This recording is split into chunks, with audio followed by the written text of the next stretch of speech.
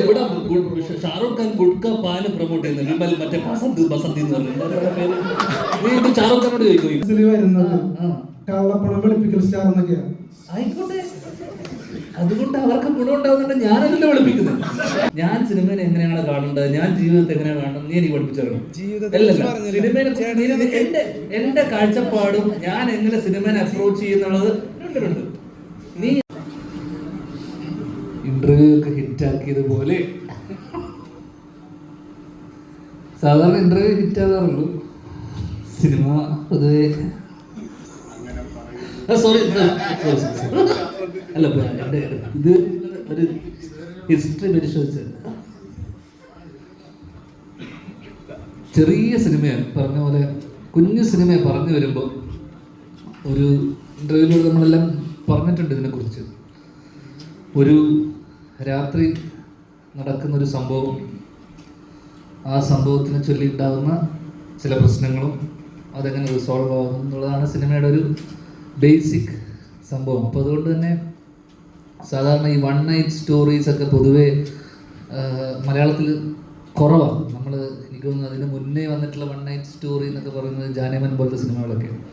One night story കഥ പറയാനുമ്പോൾ നമുക്ക് ഒരു എന്തൊക്കെ പറഞ്ഞാൽ റിസ്ക് എലമെൻ്റ് ഉണ്ട്. കാരണം ഇത്രയും ക്യാരക്ടേഴ്സ് വരുന്നൊരു സിനിമ, ഇത്രയും കഥാപാത്രങ്ങളുടെ സിനിമ, നമുക്ക് ഇവരൊന്നും എടുത്തെടുത്ത് ക്യാരക്ടറിനൊരു ഡെഫിനിഷൻ കൊടുത്ത് ഇതിനൊന്നും സമയമില്ല. നമ്മൾ നേരെ ഗേറ്റ് ക്രാഷ് ചെയ്യുന്ന പോലെ നേരെ സബ്ജക്റ്റിലേക്ക് ലോഞ്ച് ചെയ്തിട്ടാണ് ഈ സിനിമയിൽ തുടക്കം. ഒരു പകലും പിന്നെ രാത്രി, ആ രാത്രി തീരുമ്പോഴേക്കും സിനിമ അവസാനിക്കും. അപ്പോൾ ആ സംഭവം അല്ലെങ്കിൽ ആ ഇൻസിഡൻ്റാണ് ഞാൻ ഇതിൽ പലരോടും അച്ഛനുൾപ്പെടെ എല്ലാവരുടെ അടുത്തും നറേറ്റ് ചെയ്ത ഈ സംഭവമാണ്. ആ സംഭവം എൻ്റെ സുഹൃത്തിൻ്റെ ജീവിതത്തിൽ നടന്നൊരു ചെറിയൊരു ഇൻസിഡൻ്റാണ്. ആ ഇൻസിഡൻറ്റ് നമുക്കൊക്കെ ഇൻട്രസ്റ്റിംഗ് ആയിട്ട് തോന്നിയത് കൊണ്ടും ഇത് സിനിമയായി വന്നു കഴിഞ്ഞാൽ എങ്ങനെ ഉണ്ടാവും എന്നുള്ളൊരു ചിന്തയിൽ നിന്നാണ് പിന്നീട് ഇത് ഷൂട്ട് ചെയ്തതും. അല്ലെങ്കിൽ അത് രസകരമായിട്ടുള്ള കുറച്ച് നേരത്തെ പലപ്പോഴും ഉള്ളൊരു ചിന്ത എന്ന് വെച്ച് കഴിഞ്ഞാൽ ഈ ഇൻ്റർവ്യൂവിലുള്ള കോമഡി ഒന്നും സിനിമയിൽ കാണാറില്ലല്ലോ എന്നുള്ള പലപ്പോഴും പലരും ചോദിക്കാറുണ്ട്. അപ്പം അത്തരത്തിൽ വലിയൊരു കോമഡി പടവും അല്ല, എന്നാലും വളരെ സിറ്റുവേഷനായിട്ടുള്ള ചെറിയ ചെറിയ മുഹൂർത്തങ്ങളൊക്കെയുള്ള അത്യാവശ്യം പുതിയ ജനറേഷനിലുള്ളതും പിള്ളേർക്കും അല്ലെങ്കിൽ ഫാമിലിയിലെ ആൾക്കാർക്കും റിലേറ്റ് ചെയ്യാൻ പറ്റുന്ന അല്ലെങ്കിൽ സംഭവങ്ങളൊക്കെ ഉള്ളൊരു ചെറിയ സിനിമ. ലിറ്ററലി ചെറിയ സിനിമയാണ്. ഒരുപാട് ആർട്ടിസ്റ്റുണ്ട്. അച്ഛൻ സൈജുവേട്ടൻ ഇവിടെ വരാതെ, അജു ഇവിടെ വന്നിട്ടില്ല, സുരഭി, തൻവി ഇവിടെ വന്നിട്ടുള്ള, പിന്നെ ബാക്കിയുള്ള നമ്മളൊക്കെ ഇവിടെ ഉണ്ട്. അപ്പോൾ സുധീഷൻ എന്തായാലും 28 നാളെ റിലീസാവുന്നു. വലിയ പ്രതീക്ഷകളൊന്നും വെച്ച് പോകണ്ട. നേരത്തെ പറഞ്ഞ പോലെ കുഞ്ഞു സിനിമകൾ, വലിയ സിനിമകൾ ഉണ്ടാകുന്നുണ്ട്, വലിയ സ്കെയിലുള്ള സിനിമകൾ ഉണ്ടാകുന്നുണ്ട്.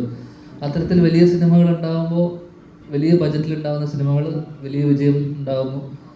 ഇപ്പോൾ ജനറലി നമ്മൾ കണ്ടുവരുന്ന കുഞ്ഞു സിനിമകളോടാൻ അല്ലെങ്കിൽ കുഞ്ഞു സിനിമകളുടെ ആൾക്കാരിലോട്ട് എത്താനൊക്കെ ഒരു സമയം എടുക്കുന്നുണ്ട്. വേർഡ് ഓഫ് മൗത്തിലൂടെയൊക്കെയാണ് കുഞ്ഞു സിനിമകൾ കയറിപ്പുണ്ടാകുക. ആ രീതിയിൽ നമ്മൾ മാക്സിമം നമ്മുടെ സൈഡിൽ നിന്ന് നമ്മളിതിനെ പ്രൊമോട്ട് ചെയ്യുന്നുണ്ട്. അപ്പം ഞാൻ എഴുതുന്ന സിനിമ ആയതുകൊണ്ട് നമ്മൾ എല്ലാ ചാനൽസിലും നമ്മൾ പ്രൊമോട്ട് ചെയ്തിട്ടുണ്ട്. അപ്പം ആ ഒരു സാധനം തിയേറ്ററിലും റിഫ്ലക്റ്റ് ആവും എന്നുള്ള പ്രതീക്ഷയോടുകൂടി നാളെ ഫെബ്രുവരി 28 എല്ലാവരും തിയേറ്ററിൽ വന്ന് കാണും. അത്രയേ ഉള്ളൂ. Thank you.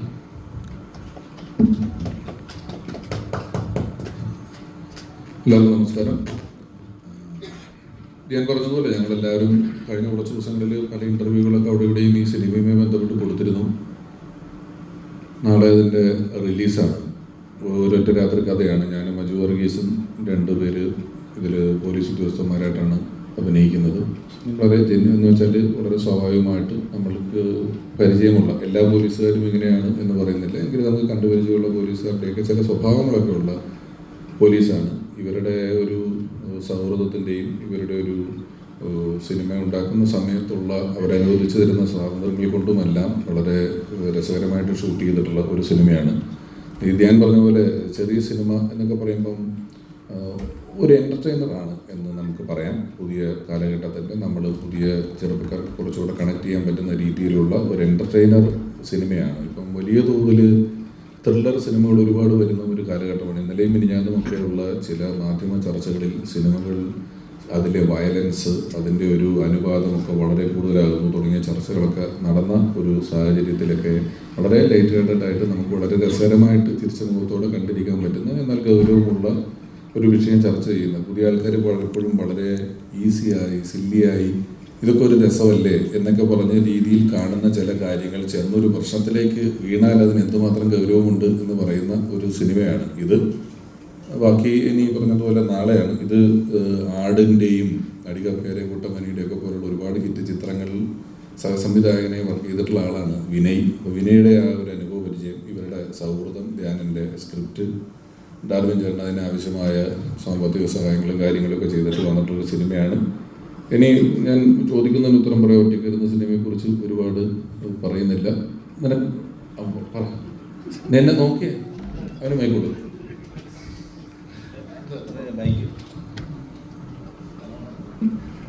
നമസ്കാരം. അപ്പോൾ നാളെ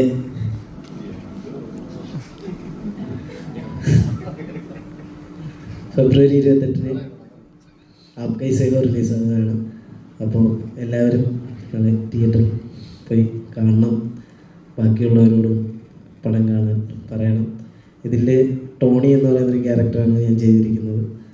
അപ്പോൾ അക്ഷയ സെന്ററിൻ്റെ ക്ഷീണം ഇതുവരെ മാറിയില്ല. ഞങ്ങളൊക്കെ കൂടെ മൊഴിയിലിട്ട് നിർബന്ധിച്ച് പറയിക്കുന്നതാന്ന് തോന്നുന്നു.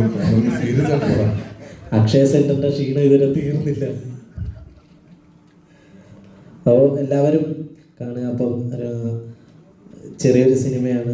ധ്യാൻ ചേട്ടൻ പറഞ്ഞ പോലെ ഒരു ഒറ്റ രാത്രി നടക്കുന്നൊരു സംഭവമാണ്, റിയൽ ഇൻസിഡൻ്റാണ്. അപ്പോൾ നിങ്ങളെല്ലാവരും കാണുക, പ്രോത്സാഹിപ്പിക്കുക.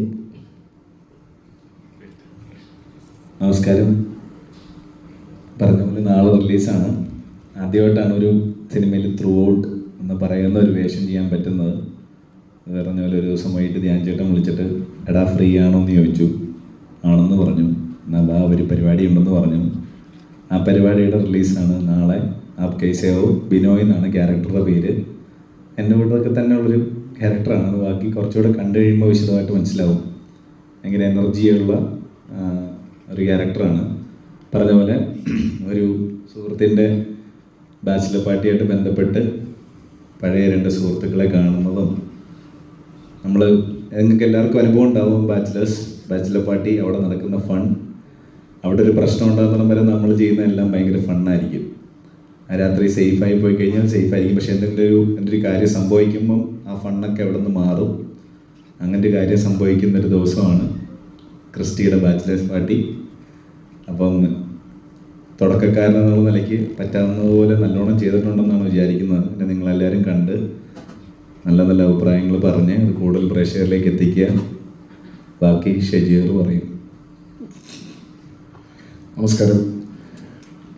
എന്തായാലും ഇത് ധ്യാൻ്റെ ലൈഫിൽ നടന്നൊരു കഥയാണ്.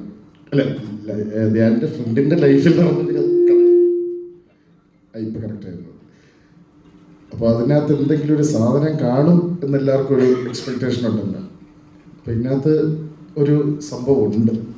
പിന്നെ എനിക്ക് സത്യം പറഞ്ഞ ഇപ്പം 4 പേര് അറിഞ്ഞത് ധ്യാൻ്റെ കൂടെ ഇൻ്റർവ്യൂവിൽ ഇരുന്നിട്ടാണ്. തൻ്റേതല്ലാത്ത കാരണത്താൽ ഇൻ്റർവ്യൂസിന് കൂടെ ഇരിക്കാനൊരു ഭാഗ്യം കിട്ടിയത്.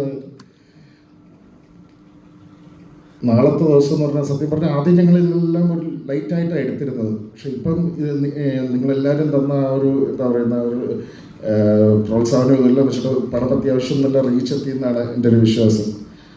അപ്പം പടം വലിയ മോശമില്ലാതെ വരും എന്നാണ് ഞങ്ങളുടെ എല്ലാവരുടെയും വിശ്വാസം. ഇപ്പം ആവശ്യമില്ലാത്ത ടെൻഷനും അതുകൊണ്ട് കൂടിയിട്ടുണ്ട്. അതെ.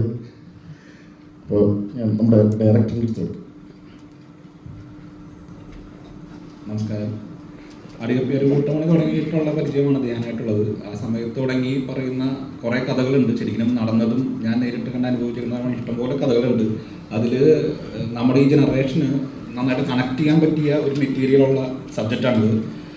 വളരെ അത് സിനിമാറ്റിക് ആക്കി ചെയ്യേണ്ടതായിട്ടുള്ളൊരു ആവശ്യമൊന്നുമില്ല. നമുക്ക് എല്ലാവർക്കും ഒരു പ്രാവശ്യം എക്സ്പീരിയൻസ് ചെയ്തിട്ടുണ്ടാകും ഇതിൽ പോലീസ് സ്റ്റേഷൻ സീക്വൻസുകളെല്ലാം. അപ്പോൾ അത് അങ്ങനെ റിലേറ്റ് ആവാൻ സാധ്യതയുണ്ട്. ഭയങ്കര പ്രതീക്ഷകളൊന്നും കൊടുക്കണ്ടെങ്കിലും ഒരു റിയൽ ലൈഫ് സ്റ്റോറി പോലെ തന്നെ നമുക്ക് കണ്ടിരിക്കാവുന്നൊരു സബ്ജക്റ്റാണ്. നാളെ റിലീസാണ്. നിങ്ങളുടെ എല്ലാവരുടെയും പ്രാർത്ഥനയും പ്രോത്സാഹനം ഉണ്ടാവണം. പ്രൊഡ്യൂസറാണ്. Good afternoon, everyone.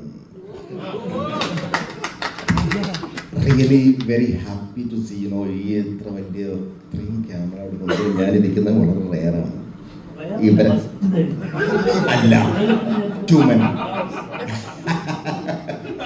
ആദ്യത്തെ പടം ട്യൂമൻ, അതിലിരുന്നിട്ടുണ്ട്. പക്ഷെ ഇതേക്കുള്ള റീച്ച് കിട്ടിയിട്ടില്ല. ഈ പറഞ്ഞതുപോലെ ധ്യാൻ സാറിൻ്റെ കൂടെ ഇരിക്കുമ്പോഴത്തേക്കുള്ള ആ റീച്ച് ഉണ്ടല്ലോ, പവർ. പിന്നെ പിഷാരടി.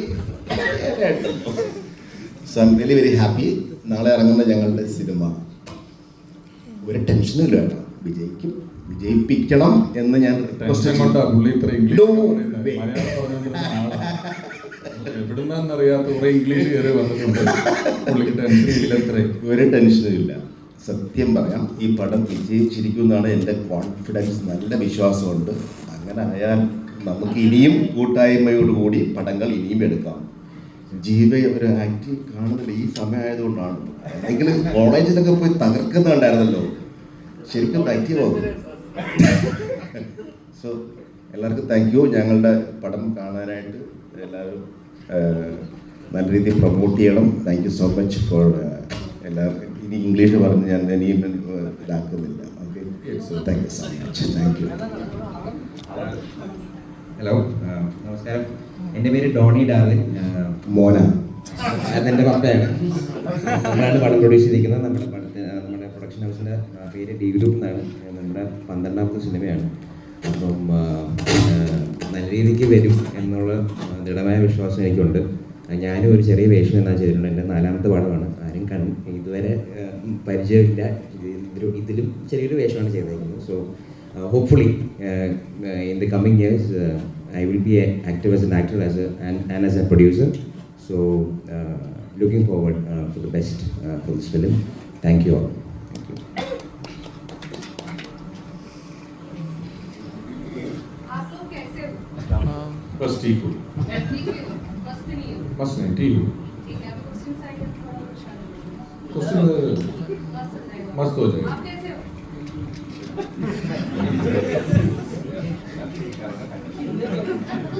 വെടിയാ പേടിയോ? Area में?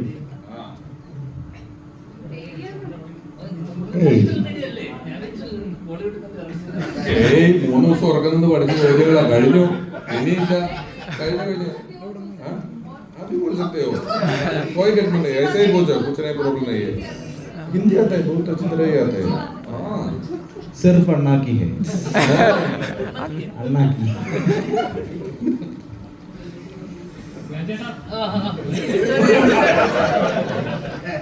എന്തുകൊണ്ട് നീ വിളിച്ചില്ല?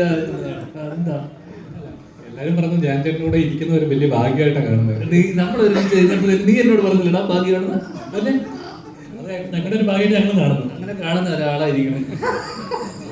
സാധനം ഇറങ്ങിയില്ലേ പരിപാടി? പിന്നെ എനിക്കൊന്ന് ഇന്റർവ്യൂ ഏതാ കപ്പൽ മുതലാളിയാ? എടാ, ഇവന്റെ ചേട്ടന്റെ പാട്ട് പ്രൊമോട്ട് ചെയ്യാൻ നോക്കിയതാണ് സത്യത്തിൽ. ഇവന്റെ ചേട്ടനാണ് ആ പാട്ട് പാടിയത്. പക്ഷെ അത് ചക്കിന് വെച്ചത് കൊക്കിന് കൊടുക്കുന്നു പറഞ്ഞാൽ എനിക്ക് കിട്ടിയെന്നാണ്. സ്വന്തം കൂടി ചേട്ടന്റെ പാട്ട് ഹിറ്റാക്കാൻ നോക്കി, അങ്ങനെ വന്നതാണ് അത് സാധനം ഇപ്പൊ കേറി ട്രെൻഡിങ്ങിലായി. സ്ഥാനത്താണ് നിങ്ങൾ കാണുന്നത്. ആ, എന്നാ കുഴപ്പം. ചാൻസ് ഉണ്ടായിട്ടോ കപ്പൽ മുതലാളി ഇപ്പൊ ഓക്കെ ആണ്. ഉറപ്പ് ഞാൻ ഉറപ്പ് ഇത് കഴിഞ്ഞു കഴിഞ്ഞാൽ നോക്കട്ടെ, അതിനുള്ള ശ്രമം നടക്കുന്നുണ്ട്. ഇതാണ് അവസ്ഥ. ഡാർവിൻ ചേട്ടൻ ചെയ്യാന്ന് പറഞ്ഞു. ഡാർവിൻ ചേട്ടൻ ചെയ്യാൻ ഇത് കഴിഞ്ഞിട്ട് അത് ചെയ്യുവാണെങ്കിൽ ഇവൻ അഭിനയിച്ച കാരണവർ എന്ന് പറഞ്ഞൊരു പടമുണ്ട്. തിരക്കിനിടയിൽ മറ്റേ തോമസ് ചാക്കോടെ കുറെ സ്വർണത്തിനിടയിൽ ഏട്ടന്റെ കാക്കോ മുങ്ങിപ്പോരുതെന്ന് പറഞ്ഞ പോലെ അതവിടെ ഇരിപ്പുണ്ടേ സുഹൃത്തുക്കളെ. ഒരാവശ്യമില്ല. ധ്യാൻ ചേട്ടന്റെ സ്ക്രിപ്റ്റുകൾ എപ്പോഴും മലയാളികൾക്ക് എക്സൈറ്റ്മെന്റ് അതെ. സർപ്രൈസ് എലമെന്റ് എന്തായാലും ഉണ്ടാവും. ഹ്യൂമർ എലമെന്റ് ഞങ്ങൾ പ്രതീക്ഷിക്കുന്നു. അപ്പം ട്രെയിലർ കണ്ടപ്പോഴും ഒരു ഫീൽ കിട്ടി. നമുക്ക് റിലേറ്റ് ചെയ്യാൻ പറ്റുന്ന കുറച്ച് കാര്യങ്ങൾ അതിനകത്ത് കണ്ടായിരുന്നു. അപ്പം ഇങ്ങനൊരു സ്ക്രിപ്റ്റ് ശ്രീനിച്ചേട്ടൻ്റെ അടുത്ത് വന്നപ്പോഴേക്കും എന്തായിരുന്നു റിയാക്ഷൻ?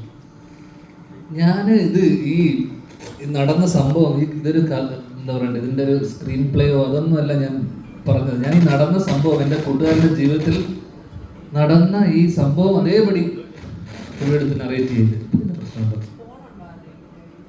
ആരുടെയും കയ്യിൽ ഫോണുണ്ടോ? ഇരിക്കണം മുഴുവൻ ഫോണുണ്ട്.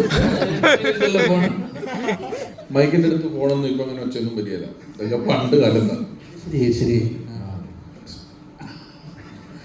അപ്പൊ അച്ഛൻ്റെ അടുത്ത് ഈ സംഭവം അതേപടി, ഈ നടന്ന സംഭവം, ആ രാത്രിയിൽ നടന്ന ആ സംഭവം അതേപടി പറയുക ചെയ്ത്. അപ്പൊ പുള്ളി അതിനെ ഒരു എന്താ പറയുക, ഇതിങ്ങനെ സിനിമയായി വരും ഒക്കെ, ഇത് സിനിമയായി വന്നാൽ രസം ഉണ്ടാവും എന്നുള്ളൊരു ചിന്തയിൽ നിന്നാണ് നമ്മൾ. അപ്പൊ ഞാൻ ചോദിച്ചു, ഇതിൽ എൻ്റെ അച്ഛനായിട്ടാണ് അപ്പോൾ അച്ഛൻ അഭിനയിച്ചിരിക്കുന്നത്, അപ്പൊ അതിനകത്ത് ഒരു ചെറിയൊരു വേഷം ഉണ്ടെന്ന് ചോദിച്ചാൽ പുള്ളി സന്തോഷത്തോടെ വന്ന് ചെയ്തു തന്നു. അത് ഞാൻ ചേട്ടാ, ഇതെന്താ റിലീസ് ചെയ്യാൻ ഇത്രയും വൈകിയത്? ഓൾറെഡി ഷൂട്ടിംഗ് കഴിഞ്ഞിട്ട് കുറേ നാളായെന്ന് കേട്ടിട്ടുണ്ടായിരുന്നു. അതുകൊണ്ടല്ലടാ, നമ്മൾ കഴിഞ്ഞ വർഷം തൊട്ട് ഇത് റിലീസ് ചെയ്യാൻ, കാരണം കഴിഞ്ഞ വർഷം നമ്മൾ ഓണത്തിന് നോക്കിയപ്പോൾ ഇവർ കൊണ്ടലുണ്ടായിരുന്നു. കൊണ്ടലിൻ്റെ എക്സിക്യൂട്ടീവ് പ്രൊഡ്യൂസറാണ്, മിന്നലിൻ്റെ എക്സിക്യൂട്ടീവ് പ്രൊഡ്യൂസറാണ്, പിന്നെ ഏതാണ് നടന്ന സംഭവം, ഇപ്പം എൻ്റെ ഡിറ്റക്റ്റീവ് വിജിലൻ്റെയും എക്സിക്യൂട്ടീവ് പ്രൊഡ്യൂസറാണ്.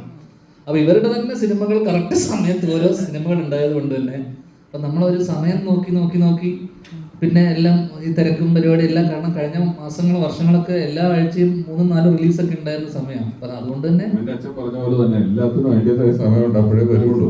അപ്പോൾ അത് അങ്ങനെ നമ്മൾ ഒരു കറക്റ്റ് ഒരു സമയം നോക്കി. പിന്നെ ഈ ഫെബ്രുവരി മാസം ഞാൻ ആക്ച്വലി എനിക്ക് കമ്മിറ്റ്മെൻ്റ് ഒന്നും ഇല്ലായിരുന്നു. അപ്പം നമ്മൾ പ്രൊമോട്ട് ചെയ്യാനും എല്ലാവരും ഫ്രീ ആയിരിക്കുന്ന ഒരു സമയം എന്നുള്ള രീതിയിൽ ഈ ഒരു റിലീസ് ഈ മാസം നോക്കിയതാണ്. ജാൻ ചേട്ടന് സ്ക്രിപ്റ്റിൽ എത്രത്തോളം വിശ്വാസമുണ്ട്? എടാ, അങ്ങനെ വിശ്വാസം എന്ന് വെച്ചാൽ നമ്മുടെ വിശ്വാസത്തിന്റെ പുറത്താണല്ലോ നമ്മളിത് സിനിമയാക്കിയത്. അന്നൊരു വിശ്വാസം ഉള്ളത് കൊണ്ടാണല്ലോ. പിന്നെ ഇത് ഞാൻ പറഞ്ഞില്ല, ഇത് സിനിമ നമ്മൾ ഒരു കഥ ഇഷ്ടമായി, നമുക്കൊരു എല്ലാവരോടും പറഞ്ഞ് ഇഷ്ടമായതിനു ശേഷം ഇത് ഏത് ഘട്ടത്തിൽ വേണമെന്ന് പാളിപ്പോവാം. മനസ്സിലായി? ഇത് ഷൂട്ട് ചെയ്യുന്ന സമയത്ത് നന്നായി ഷൂട്ട് ചെയ്ത് വരണം, ഇതിൻ്റെ ബാക്കിയുള്ള എല്ലാ സാഹചര്യങ്ങളും ഒത്ത് കറക്റ്റായിട്ട് വരണം, നല്ല പെർഫോമൻസ് വരണം. നമ്മളിപ്പോൾ ഇപ്പോൾ കാസ്റ്റിംഗ് അല്ലെങ്കിൽ ഇതൊക്കെ ഭയങ്കര ഇമ്പോർട്ടൻ്റ്. ഇപ്പം ഞാൻ രമേശ് ഏട്ടനെയും ധർമ്മേട്ടനെയും വെച്ചിട്ടാണ്, ഇവരുടെ കോമ്പിനേഷനാണ് ഞാൻ ആദ്യം പിടിക്കാൻ വെച്ചത്, ഈ പോലീസുകാരുടെ. അപ്പോൾ എനിക്ക് ഇവരെ ഓഫ് സ്ക്രീൻ അല്ലെങ്കിൽ ഇവരുടെ സ്റ്റേജ് ഷോസും അല്ലെങ്കിൽ ഇവരുടെ ബഡായി ബംഗ്ലാവിലെ പരിപാടിയൊക്കെ എനിക്ക് ഭയങ്കര ഇഷ്ടമായതുകൊണ്ട്, അപ്പം ഞാൻ ആദ്യം ആലോചിച്ചപ്പോൾ ഇവർ ഓൺ സ്ക്രീൻ വരുമ്പോൾ ഭയങ്കര ഒരു കെമിസ്ട്രി ഉണ്ടാവുമല്ലോ എന്ന് വെച്ചിട്ട് ഞാൻ അങ്ങനെയാണ് ചിന്തിച്ചിരുന്നത്. പിന്നെയാണ് രമേശ് ഏട്ടനും അജു ഒരു കോംബോ വരുവാണെങ്കിൽ എങ്ങനെ ഉണ്ടാവും. അപ്പോൾ ഇവർ ഫസ്റ്റ് ഡേ തന്നെ നമുക്ക് ഓൺ സ്ക്രീൻ ചില ആൾക്കാരുടെ ഒരു കെമിസ്ട്രി ഉണ്ടാവുമല്ലോ, ഒരു ഗിവ് ആൻഡ് ടേക്ക്. അപ്പോൾ ഇതൊക്കെ കറക്റ്റായിട്ട് വരണം. ഇതിൽ ഏതെങ്കിലും പാളിപ്പോയി കഴിഞ്ഞാലും ഇതൊന്നും കറക്റ്റ് വന്നില്ലെങ്കിലും നമ്മൾ വിചാരിച്ച പോലൊന്നും പരിപാടി വർക്കാവില്ല. ജീവ ആയിക്കോട്ടെ, ദിവ്യനായിക്കോട്ടെ, എനിക്ക് ഈ പറയുന്ന ഇതിലുള്ള എല്ലാ കഥാപാത്രങ്ങളും ഞാൻ കണ്ടിട്ടുള്ളതും എനിക്കറിയാവുന്ന എൻ്റെ അടുത്ത സുഹൃത്തുക്കളാണ്. ജീവ ചെയ്ത റോളായിക്കോട്ടെ, ദിവ്യൻ ചെയ്തതായിക്കോട്ടെ, ഇവരെയൊക്കെ ഞാൻ എൻ്റെ അടുത്ത സുഹൃത്തുക്കളാണ്. അപ്പം ഇവരെയൊക്കെ എനിക്ക് എവിടെയെങ്കിലുമൊക്കെ റിലേറ്റ് ചെയ്യാൻ പറ്റുന്നത് കൊണ്ടാണ് ജീവയുടെ ഷോസും അല്ല ആങ്കർ ചെയ്തതും അല്ലെങ്കിൽ ജീവയുടെ യൂട്യൂബ് ഇതൊക്കെ ഞാൻ കണ്ടിരുന്നു. അപ്പം ആ രീതിയിൽ എനിക്ക് എൻ്റെ ഈ കൂട്ടുകാരനുമായിട്ട് എനിക്ക് അധികം റിലേറ്റ് ചെയ്യാൻ പറ്റും. ദിവ്യനെ എനിക്ക് ഇതേപോലെ സിനിമയ്ക്കപ്പുറത്തൊരു പരിചയവും ബന്ധമുണ്ട്. ദിവ്യനാണ് ഈ പ്രൊജക്റ്റ് ആദ്യം ഇനീഷ്യേറ്റ് ചെയ്യുന്നത്. അപ്പം ദിവ്യനോട് ഞാൻ അങ്ങോട്ട് ചോദിക്കുന്നത്, അളിയനിത് ചെയ്യുമോ? കാരണം പഴയ വിൻറ്റേജ് മുകേഷ് ഏട്ടൻ്റെ ചില മാനറിസവും ഇതൊക്കെ അളിയൻ്റെ കയ്യിലുണ്ട്. അപ്പം എനിക്ക് പെട്ടെന്ന് അളിയനിത് ചെയ്തു കഴിഞ്ഞാൽ എങ്ങനെ ഉണ്ടാവും. അപ്പം ആ രീതിയിൽ ഇതൊക്കെ എല്ലാം ഒത്തു വന്നാൽ മാത്രമേ ഒരു കംപ്ലീറ്റ് ഒരു സാധനം ഉണ്ടാവുള്ളൂ. ആ രീതിയിൽ പെർഫോമൻസ് വൈസ് എനിക്ക് തോന്നുന്നു എല്ലാവരുടെയും മികച്ച എന്ന് വെച്ച് കഴിഞ്ഞാൽ ഞാൻ വിചാരിച്ചതുപോലെ നമ്മൾ ആർട്ടിസ്റ്റ് പെർഫോമൻസ് ഉണ്ടല്ലോ, എന്നാൽ പോലും നമ്മൾ ഷൂട്ട് ചെയ്ത സമയത്ത് നമുക്ക് ചില റെസ്ട്രിക്ഷൻസും കാരണം നമ്മൾ ഷൂട്ട് ചെയ്ത സമയത്ത് കുറച്ച് ഇഷ്യൂസൊക്കെ ഉണ്ടായിരുന്നു. പക്ഷേ അതൊക്കെ നമ്മൾ സോർട്ട് ചെയ്ത് പോയി. പക്ഷേ ആർട്ടിസ്റ്റ് പെർഫോമൻസിൽ ഭയങ്കര ഹാപ്പിയാണ്, ഭയങ്കര വിശ്വാസമുണ്ട്. ഇവരുടെയൊക്കെ ഒരു കരിയർ ബെസ്റ്റ് എന്നൊക്കെ പറഞ്ഞാൽ രമേശ് ചേട്ടൻ എനിക്കൊന്ന് കപ്പൽ മലയാളിക്ക് ശേഷം രമേശ് ചേട്ടൻ്റെ കരിയർ ബ്രേക്ക് ആയിരിക്കും ഈ സാധനം അല്ലേ? കപ്പൽ മുതലാളി കണ്ടിട്ടാണ് ഇത് കാണുന്നതെങ്കിലല്ലേ നിങ്ങൾക്ക് ആരാധന തോന്നും.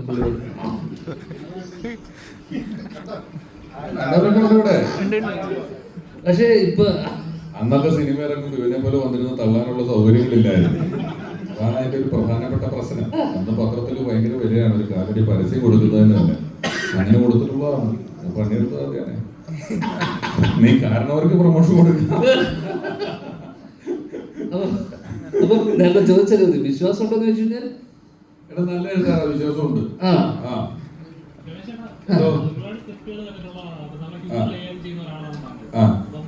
ധ്യാനിനെ പോലുള്ള ഒരു ആക്ടറിനെ നമുക്കറിയാം. ആ. സ്ക്രിപ്റ്ററായിട്ട് മുമ്പിലേക്ക് വരുന്ന സ്ക്രിപ്റ്റ് വായിക്കുന്നോടാന്നൊരു ഫീലിംഗ് ഉണ്ടല്ലോ. ആ. ഉണ്ടായിരുന്നു. ഇവന് എനിക്ക് ഇവൻ്റെ വീട്ടിൽ എൻ്റെ അച്ഛൻ, എൻ്റെ ചേട്ടൻ, ഇവർക്കൊക്കെ എഴുത്ത് ഇവരുടെ കഥാപാത്രത്തെ എഴുതുന്നതിലാണെങ്കിലും അല്ലാതെ ആണെങ്കിലും ഇവർക്ക് എഴുത്ത് എനിക്ക് കുറച്ചുകൂടെ ഇഷ്ടമാണ്. ഇവന് ചെയ്ത എല്ലാ പടങ്ങളും ഞാൻ കണ്ടിട്ടില്ല എങ്കിലും എനിക്ക് എഴുത്തിലാണ്, ഇവന് അഭിനയത്തിൽ കുറച്ചുകൂടി കംഫർട്ട് നോക്കുന്ന ഒരാളാണ്. ഇവനങ്ങനെ ഒക്കെ നോക്കി നിൽക്കുന്ന ഒരാളാണ്. പക്ഷേ എഴുത്ത് കുറച്ച് അധ്വാനിച്ച് എഴുതുകയും ഇവനറിയാവുന്ന കഥയായതിൻ്റെ ഒരു വലിയ സൗകര്യമുണ്ട്. ഇവനതിനകത്ത് ആ കഥയിൽ ഇൻവോൾവ് ചെയ്തിട്ടുള്ള ഒരാളാണ്. അപ്പോൾ അതിനോട് ഏറ്റവും ആ കണ്ട കാര്യങ്ങളോട് ഏറ്റവും നീതി പുലർത്തി നിൽക്കുക, കണ്ടതിനെ എങ്ങനെ സിനിമാറ്റിക്കായിട്ട് ചെയ്യാന്നുള്ളതാണ് കൂടുതലും നോക്കിയിട്ടുള്ളത്. പിന്നെ വിനയ് ഓഫ് കോഴ്സ് വളരെ എക്സ്പീരിയൻസ്ഡ് ആയിട്ടുള്ള ഒരു ഡയറക്ടറാണ്.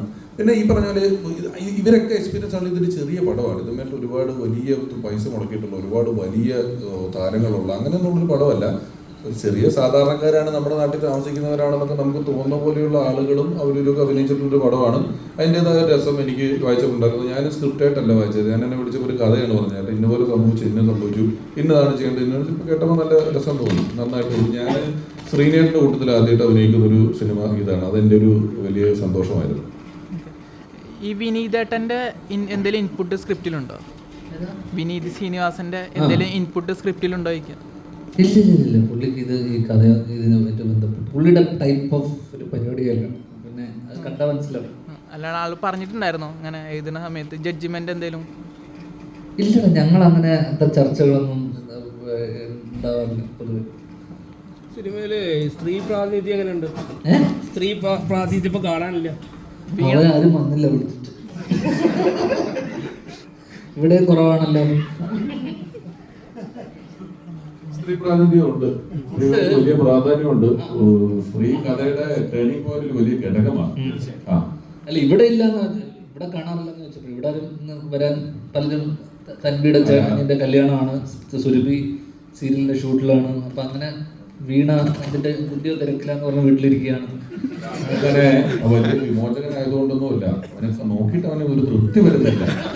നീ വിചാരിക്കുന്ന പോലെ അവനൊരു സ്ത്രീ വിമോചകനായിട്ട് ഇവിടെ സ്ത്രീ അതൊന്നും അല്ല, അവൻ നോക്കിയപ്പോൾ ഒരു സുഖമില്ല. അതാണ് അവൻ ചോദിച്ചത്. അതുകൊണ്ടല്ലേ ഞാൻ പറഞ്ഞത്, എനിക്കും അറിയാം. അല്ലാതെ ഈ സിനിമയിലെ സ്ത്രീ പ്രാതിനിധ്യം എന്നൊക്കെ ചോദിച്ചാൽ അത്രയില്ല. നോക്കിയിട്ടാണൊരു സ്ത്രീ വന്നു, പ്രാതിനിധ്യമുണ്ട്. നീ കാണുന്നുണ്ടല്ലോ, എനിക്ക് കാണാൻ പറ്റില്ല. അവിടെയാണ് നീ അവിടെ നോക്കിയിട്ട് ആള് വിളിക്കുന്നത്. ഇപ്പം ഓൺലൈൻ ഗെയിമിംഗ് ആപ്പുകളുടെ കാലഘട്ടമാണ്. അപ്പം അതിന്റെ ദൂഷ്യവശങ്ങൾ നമുക്ക് നന്നായിട്ട് അറിഞ്ഞുകൊണ്ടിരിക്കാം. അപ്പൊ കഴിഞ്ഞ ദിവസം ധ്യാൻ ചേട്ടന്റെ ഒരു അഡ്വർടൈസ്മെന്റ് ഉണ്ട്, അത്തരം ഒരു ആപ്പിനെ പ്രൊമോട്ട് ചെയ്തിട്ടുണ്ട്. അപ്പം സാമൂഹിക പ്രതിബദ്ധതയുള്ള ഒരു കലാകാരൻ എന്ന നിലയിൽ അങ്ങനെ ഒരു അഡ്വർടൈസ്മെന്റ് ചെയ്യാനുള്ള കാരണം എന്താണ്? സാമൂഹിക പ്രതിബദ്ധത ഉണ്ടെന്ന് ആരാ പറഞ്ഞത്? ഞാൻ നിന്നോട് എപ്പോഴെങ്കിലും പറഞ്ഞോളൂ.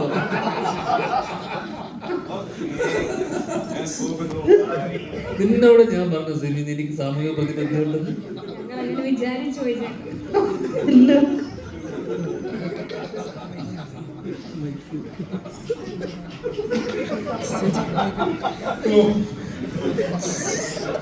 അല്ല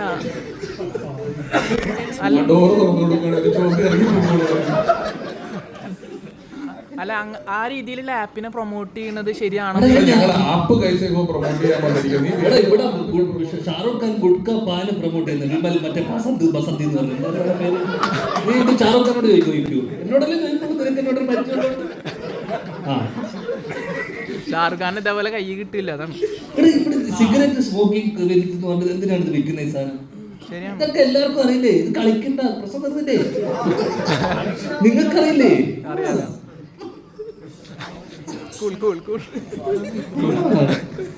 നീ പൈസ വരില്ല, ആൾക്കാർക്ക് ഞാൻ പൈസ എല്ലാരും ഓടി വരുന്നുണ്ടോ?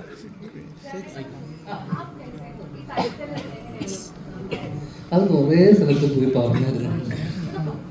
ഇത് ആപ്പ് എന്നുകൊണ്ട് ഉദ്ദേശിക്കുന്നത് മറ്റേ മലയാളത്തിലുള്ള ആപ്പ് വെക്കുക എന്ന് പറഞ്ഞാൽ അതുകൊണ്ടാണ്. പിന്നെ ഞാൻ പറഞ്ഞു, ഇതിനുള്ളൊരു പ്രധാന കഥാപാത്രം സെൻട്രൽ ക്യാരക്ടർ ചെയ്യുന്ന പെൺകുട്ടി ഹിന്ദി സ്പീക്കിംഗ് ആളാണ്. അപ്പം അതുകൂടെ കൊണ്ട് ആ കേസ് എന്നുള്ള രീതിയിൽ വെച്ചതാണ്. പറയുന്നുണ്ട്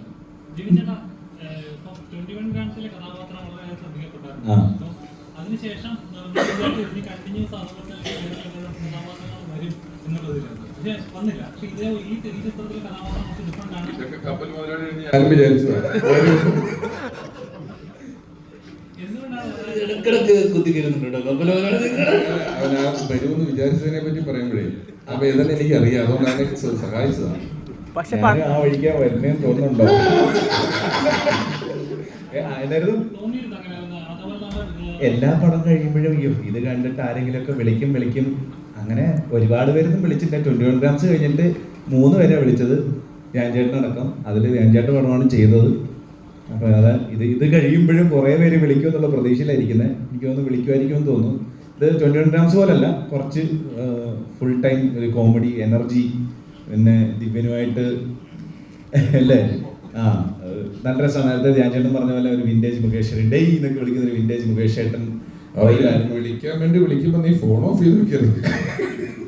അപ്പൊ അങ്ങനെ എനിക്ക് തോന്നുന്നു പിന്നെ ഒരു ത്രൂ ഔട്ട് ചെയ്തിട്ടുള്ളൊരു വേഷമാണ്. എനിക്കൊന്ന് വർക്കൗട്ട് ആവും.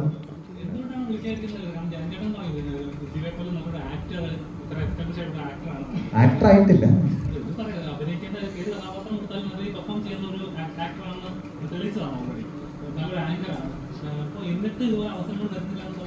അത് ഒരു സമയമായിരിക്കും എന്ന് വിചാരിക്കുന്നു. അത് ആ ഗ്രൂപ്പിലേക്ക് വന്നു കഴിഞ്ഞാൽ ചിലപ്പോൾ കണ്ടിന്യൂസ് ആയിട്ട് വരുമായിരിക്കും, അല്ലെങ്കിൽ നമ്മൾ കുറച്ചുകൂടെ വെയിറ്റ് ചെയ്യണമായിരിക്കും. ഈ പറയുന്ന പോലെ പിന്നെ പണ്ട് മുതൽ എല്ലാവരും പറഞ്ഞിട്ടില്ലേ, നമുക്കാണ് സിനിമ ആവശ്യം, സിനിമയ്ക്ക് നമ്മളെ ആവശ്യമില്ല. അപ്പം നമ്മളിങ്ങനെ ശ്രമിക്കുക, വരുന്നവർ വേഷങ്ങൾ എത്രയും നന്നാക്കി ചെയ്യാൻ പറ്റുമോ അത്രയും നന്നാക്കി ചെയ്യുക എന്നുള്ളതാണ്. അത് ചെയ്തിട്ടുണ്ട്. പിന്നെയും പറഞ്ഞ പോലെ ഓസ്കാറിലുള്ള അഭിനയം കാഴ്ചവെക്കാൻ പറ്റിയിട്ടില്ല. ഞാൻ പയ്യെ ഇങ്ങനെ പഠിച്ചു വരുവാണ്, നന്നാവുമെന്ന് വിചാരിക്കണം. അപ്പോൾ എല്ലാവരും കണ്ട അഭിപ്രായം പറഞ്ഞു കഴിഞ്ഞ് കഴിഞ്ഞാൽ നല്ലതാണെങ്കിൽ നല്ലത്, ഇന്ന കാര്യങ്ങൾ കുറച്ചുകൂടെ നന്നാക്കായിരുന്നു എന്നൊക്കെ പറഞ്ഞു കഴിഞ്ഞാൽ നമുക്ക് തന്നെ കുറച്ചുകൂടെ പഠിക്കാൻ പറ്റും. അടുത്ത പടം വരുമ്പോൾ കുറച്ചുകൂടെ നന്നായിട്ട് ചെയ്യാൻ പറ്റും. പാകം ചെയ്യാൻ എല്ലാവർക്കും ചെയ്യാൻ ഉള്ളതെന്ന് പറഞ്ഞു കഴിഞ്ഞാൽ തിയേറ്ററിൽ പോയി കണ്ട് സത്യസന്ധമായ അഭിപ്രായം പറയുക, കുറച്ച് കൂടുതൽ പ്രേക്ഷകരിലേക്ക് നിങ്ങൾക്ക് ഇഷ്ടപ്പെട്ട് കഴിഞ്ഞാൽ അത് പറഞ്ഞ് കൂടുതൽ പ്രേക്ഷകരിലേക്ക് എത്തിക്കുക എന്നുള്ളതാണ് നമുക്ക് ആഗ്രഹിക്കാൻ പറ്റുള്ളൂ.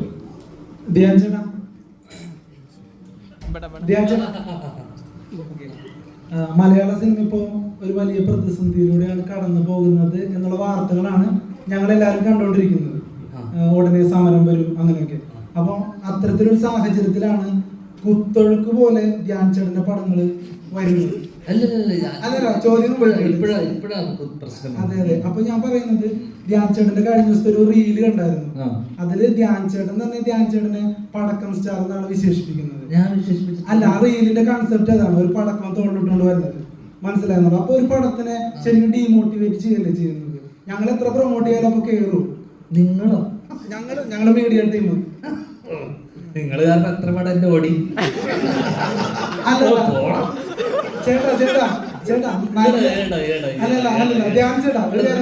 പരിപാടി ഞാൻ ഈ പരിപാടി കുറച്ചു നേരം ഇവരെ കാണുന്നതാണ്. നിങ്ങൾ കാരണം എന്റെ ഓടി ഒരു പടം പറഞ്ഞത് എനിക്ക് പറഞ്ഞ എന്റെ കൊള്ളാമത്ത ഒരു പടം നിങ്ങൾ കാരണം നീ കാരണം ഓടിച്ചു. നല്ലൊരു തിരക്കഥയുള്ള പടം ഓടിയിട്ടുണ്ട്. ചേട്ടൻ ഏത് നല്ല തിരക്കഥ പൊട്ടിയ പടം പറ. നീ തോറ്റുപോകും എന്റെ മുന്നിൽ. ഇല്ലില്ല, തോറ്റുപോയില്ല ചേട്ടാ. കപ്പൽ മുതലാളി ഇപ്പൊ 21 ഗ്രാംസ് വരും. അല്ലല്ല, കപ്പൽ മുതലാളി ഞാൻ പറയട്ടെ. നിങ്ങളെ വിഷയത്തിന് ഞങ്ങളെ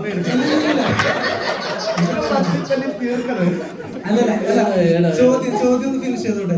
ചോദ്യം ഫിനിഷ് ചെയ്തോട്ടെ. അതായത് കപ്പൽ മുതലാളി താരതമ്യേന നല്ല പടമാണ്. നിനക്ക് ഇഷ്ടമായ നിന്റെ ഇഷ്ടം, എന്റെ ഇഷ്ടം എനിക്ക് ഇഷ്ടമില്ല. പക്ഷെ 21 ഗ്രാംസ് താരതമ്യേന നല്ല പടം, ബോക്സ് ഓഫീസ് ഹിറ്റ് ആണെന്നല്ല പറയുന്നത്. കപ്പൽ മുതലാളി ബോക്സ് ഓഫീസ് ഹിറ്റ് അല്ല. പക്ഷെ ഞാൻ പറഞ്ഞു വന്നത് അത് ഭയങ്കരമായിട്ട് കളിയല്ല.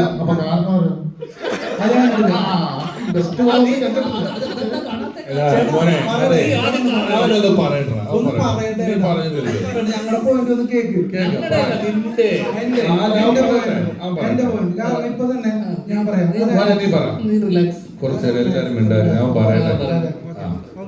അപ്പോ ഞാൻ പറഞ്ഞു വരുന്നത് നല്ലൊരു തിരക്കഥയുള്ള സിനിമകളൊന്നും പൊട്ടിയിട്ടില്ല. പ്രൊമോഷൻ ഇല്ലാതെ തന്നെ ജയിച്ചിട്ടുണ്ട്. ഞങ്ങളിപ്പോ വരാത്ത പടങ്ങൾ ഒരുപാട് ജയിച്ചു കണ്ടിട്ടുണ്ട്. മനസ്സിലാകുന്നുണ്ടോ? പിന്നെ എന്റെ ഒരു അഭിപ്രായം, മലയാള സിനിമയുടെ ഒരു പ്രേക്ഷകൻ എന്നുള്ള നിലയിൽ പറയുകയാണ്, ഏറ്റവും വലിയ പ്രതിസന്ധി ഈ പറയുന്ന പോലെ ഒരു കണക്കുമില്ലാണ്ട് ചൂടപ്പം പോലെ ഇറങ്ങുന്ന സിനിമകളാണ്. അത് നിങ്ങൾ പ്രൊഡ്യൂസർമാര് ഫുൾ സ്ക്രിപ്റ്റ് വായിച്ചു നോക്കിയിട്ട് പടങ്ങൾ ഇനി മുതൽ സെലക്ട് ചെയ്യണം എന്നാണ് എന്റെ അഭിപ്രായം. ആസ് എ പ്രേക്ഷകൻ മനസ്സിലാവുന്നുണ്ടോ? അങ്ങനെയാണെങ്കിൽ പടത്തിന്റെ ഹിറ്റ് ആ ഒരു നിരക്കിലൊക്കെ ഒരുപാട് മാറ്റം വരും. അതല്ലാതെ നിങ്ങളുടെ ഇന്റൻഷൻ എന്താണ് ഇങ്ങനെയുള്ള കുറെ പടങ്ങൾ പ്രതീക്ഷ വെക്കണ്ടെന്ന് പറയുന്നത്? ഞങ്ങളൊക്കെ ഒരു സിനിമാക്കാരനാവണമെങ്കിൽ തന്നെ ഒരുപാട് പ്രതീക്ഷയിലാണ്. ഇപ്പൊ കപ്പൽ മുതലാളി കഴിഞ്ഞ എത്ര നായക വേഷം രമേഷ് പിഷാരടിച്ചേട്ടന് കിട്ടി? കപ്പൽ മുതലാളി കഴിഞ്ഞു, എത്ര നായക വേഷം കിട്ടി രമേഷ് പിഷാരടിച്ചേട്ടന്? സൈഡ് റോളിലോട്ട് പോയില്ലേ? പക്ഷെ ചേട്ടന് എത്ര പടം പൊട്ടിയിട്ടും പടം കിട്ടുന്നുണ്ട്. നിനക്ക് ഇതിന്റെ പെറിഫറൽ ആയിട്ടുള്ള കാര്യങ്ങൾ മാത്രമേ അറിയുള്ളൂ. ഒരു പ്രൊഡ്യൂസറും ഒരു ഡയറക്ടറും ഒരിക്കലും എന്നെ വെച്ചിട്ട് എത്ര പടം പൊട്ടി, എന്നെ വെച്ചിട്ട് എന്തിനാ വീണ്ടും വീണ്ടും പടം എടുക്കുന്നത്?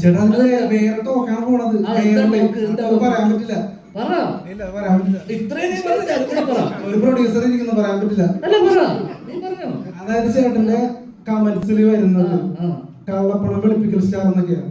ആയിക്കോട്ടെ, അതുകൊണ്ട് അവർക്ക് ഗുണം ഉണ്ടാവുന്നുണ്ട്. ഞാനതല്ല വിളിപ്പിക്കുന്നത്,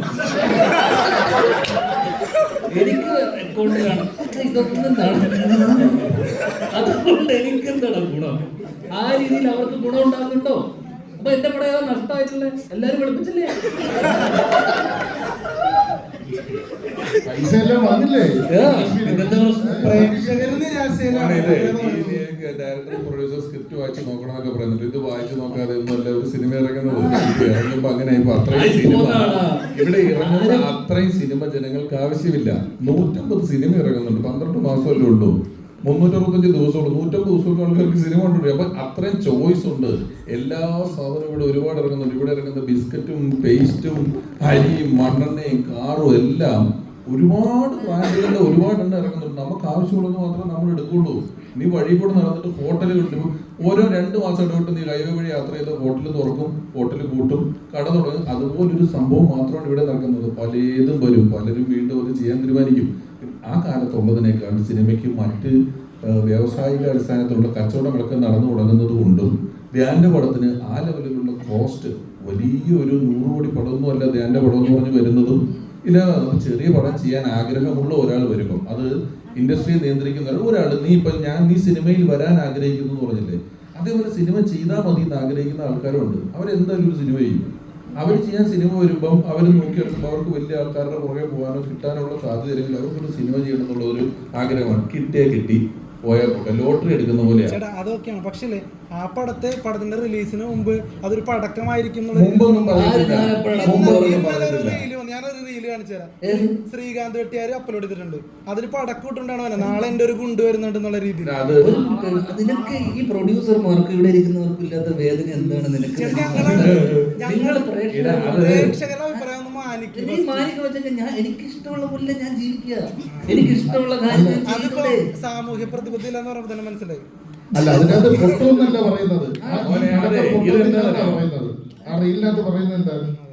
ഈ പടക്കം പൊട്ടില്ല, ഒരുപാട് പേരെ സ്വപ്നമാണ് കുറച്ചുകൂടി സീരിയസ് ആയിട്ട് കണ്ടുകൂടെ? അത്ര ഉള്ള ചോദ്യം. ഇവിടെ ഒരാളും ഒരു സിനിമ എടുത്തിട്ട് ഇത് കാണുന്ന പ്രേക്ഷകൻ പണ്ടാരം തുടങ്ങണം, അവൻ കണ്ടിട്ട് വെറുക്കണം എന്ന് പറഞ്ഞിട്ടല്ല സിനിമ എടുക്കുന്നത്.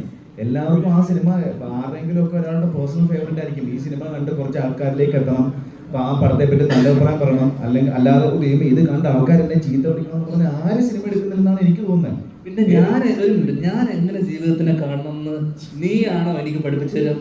അല്ല, ഞാൻ സിനിമയെ എങ്ങനെയാണ് കാണേണ്ടത്, ഞാൻ ജീവിതത്തെ എങ്ങനെയാണ് കാണുന്നത് നീ എനിക്ക് പഠിപ്പിച്ചു തരണം. സിനിമയെ എന്റെ കാഴ്ചപ്പാടും ഞാൻ എങ്ങനെ സിനിമയെ അപ്രോച്ച് ചെയ്യുന്നുള്ളത് രണ്ടുണ്ട്. നീ എന്തിനാ എനിക്ക് പറഞ്ഞു തരുന്നത്? നീ കണ്ടൂടെ?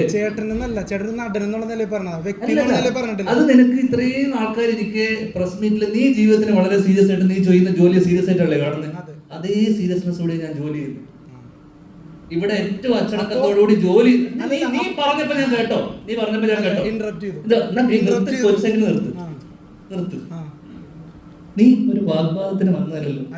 അല്ലല്ലോ. നീ പറഞ്ഞേ ആവശ്യമില്ലാത്ത നീ ചെയ്ത പോലെ തന്നെ അവരും ഇതായിട്ട് ചോദിക്കുന്നത്. ഞാൻ സീരിയസ് ആവണോ, ഞാൻ എന്താവണം എന്നുള്ളത് നീ എനിക്ക് പറഞ്ഞു തരണ്ടല്ലോ. മോനെ ഒരു സെക്കൻഡ്, ഞാൻ അതായത് അത് സീരിയസ് ആയിട്ടൊക്കെ എടുക്കുന്നുണ്ട്. സിനിമ പൊളിയുന്നു, ഈ പൊളിഞ്ഞു എന്നുള്ള കാര്യം മനസ്സിലാക്കുന്നുണ്ട്.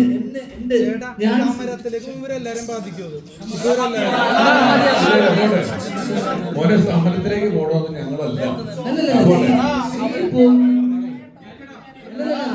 പറഞ്ഞിട്ട് നീ പറഞ്ഞിട്ട് പോയത്. അല്ലല്ലോ ചേട്ടാ എന്റെ പേഴ്സണൽ ചോദ്യം എന്റെ പേഴ്സണൽ ചോദ്യം എന്റെ പേഴ്സണൽ ചോദ്യം എന്റെ പേഴ്സണൽ ആ ഓക്കെ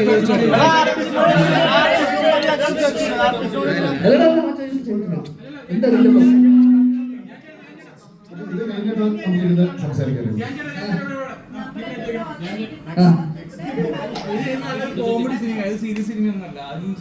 അല്ല പിന്നെ ഇത് ഇതൊരിക്കലും നമ്മള് ഈ പറയുന്ന ഇത്രയും ആൾക്കാർ നീ ഇപ്പൊ ആലോചിച്ച് നോക്ക്. ഞാൻ സീരിയസ് ആയിട്ട് അത് വളരെ പേഴ്സണൽ ആണ് നീ ചോദിച്ച കാര്യം. ഞാൻ ചോദിച്ച അത് നിനക്ക് എന്റെ അടുത്ത് ഈ ഒരു പടത്തിന് ഞാൻ പ്രൊമോട്ട് ചെയ്യാൻ നിൽക്കുന്ന ഒരു സ്ഥലത്ത് ഇത്രയും ആൾക്കാർ ഇരിക്കുന്ന സ്ഥലത്ത് ഒരു മിനിറ്റ് അപ്പൊ ഞാൻ പറയല്ലേ നീ അത് കേക്ക്. നീ ഒരു ചോദ്യം ചോദിച്ചില്ലേ നിങ്ങൾക്ക് കുറച്ചുകൂടെ സീരിയസ് ആയി കണ്ടോ? അതിന് ഞാൻ മറുപടി പറഞ്ഞിട്ടെ. ഞാൻ എങ്ങനെ ജീവിതത്തിനെ കാണണം, ഞാൻ എങ്ങനെ സിനിമനെ അപ്രോച്ച് ചെയ്യണം എന്നുള്ളത് നീ എനിക്ക് ദയവ് ഇത് പറഞ്ഞു തരുന്നു. ഒരിക്കലും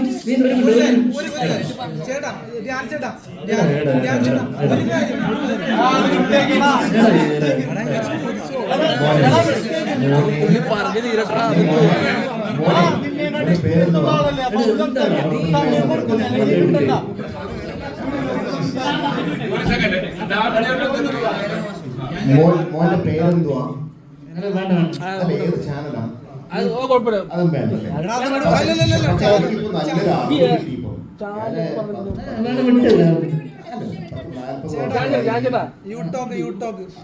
അത് അഡ്വർടൈസ്മെന്റ് ആയാലും ഞാൻ ചോദിക്കാൻ പോകുന്ന ചോദ്യം, മോൻ പറഞ്ഞു കള്ളപ്പണം വെളുപ്പിക്കാനാണ് സിനിമ എടുക്കുന്നത്. അതെന്നെ പറയിച്ചതാ. അല്ല താഴെ ഇടുന്ന കമന്റ് വായിച്ചിട്ടാണോ നീ പറയാ കള്ളപ്പണം പഠിപ്പിക്കുന്ന കാര്യം? നിനക്ക് എന്ത് അടിസ്ഥാനം ഉണ്ടായിരുന്നു പറയാൻ? എന്ത് പ്രൂഫ് ഉണ്ട്? എന്ത് പ്രൂഫ് ഉണ്ട് നീ പറയുന്നതിന്? ഈ താഴെ യൂട്യൂബിൽ കമന്റ് ഇടുന്ന ആൾക്കാരാണ് പറഞ്ഞിട്ടല്ലേ? നിനക്ക് എന്തെന്ന് അറിയാമോ അതിനെ കുറിച്ച്, സിനിമയെ കുറിച്ച്? അപ്പൊ മിണ്ടരുത്. ആവശ്യമില്ല. നമ്മളൊരു സ്ഥലത്ത് വരുമ്പോ ഞാൻ ഇവരെയൊക്കെ എത്ര കാലമായി കാണുന്നത് അറിയാമോ? അൺപ്ലസന്റ് ആയിട്ടുള്ള ഒഫെൻസീവ് ആയിട്ടുള്ള ചോദ്യങ്ങൾ ചോദിക്കുന്നത് നിർത്തുക. ഞാനൊരു കാര്യം പറഞ്ഞു.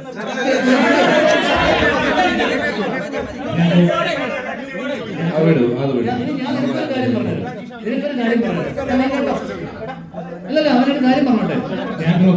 ഒരു കാര്യം നീ കേട്ടോ, ഒരു കാര്യം നീ കേട്ടോ, എടാ ഒരു കാര്യം നീ കേട്ടോ. അല്ല അവനൊരു ഒരു കാര്യം പറഞ്ഞു. എടാ അവനെ എടാ നീ അവിടെ അവനെ നിങ്ങൾ കോർണറില്ലേ? എടാ എന്തുകൊണ്ടാണ് ഇത്ര സിനിമ അറിയാമോ? ആൾക്കാരെ വെറുപ്പിക്കാതിരിക്കുക. വെറുപ്പിക്കുന്ന ചോദ്യങ്ങൾ ഇവിടെ വേണ്ടത് വെറുപ്പിക്കരുത്. ഇവിടെ വേണ്ടത് സ്ക്രിപ്റ്റ് പടം ചെയ്യുക, ഇതൊന്നുമല്ല. അച്ചടക്കം, മര്യാദ, എവിടെ എന്ത് സംസാരിക്കണം വെറുപ്പിക്കാതിരിക്കുക. നീ ഇത്രയും ആൾക്കാരെ പറഞ്ഞിട്ട് നീ വെറുപ്പിച്ചു, എന്നെ വെറുപ്പിച്ചു. ഇത്രയും ആൾക്കാരെ നിനക്ക് ഒരു വില ഞങ്ങളെടുത്തുണ്ടോ? ഒന്നുമില്ല. നീ ഇത്ര തവണ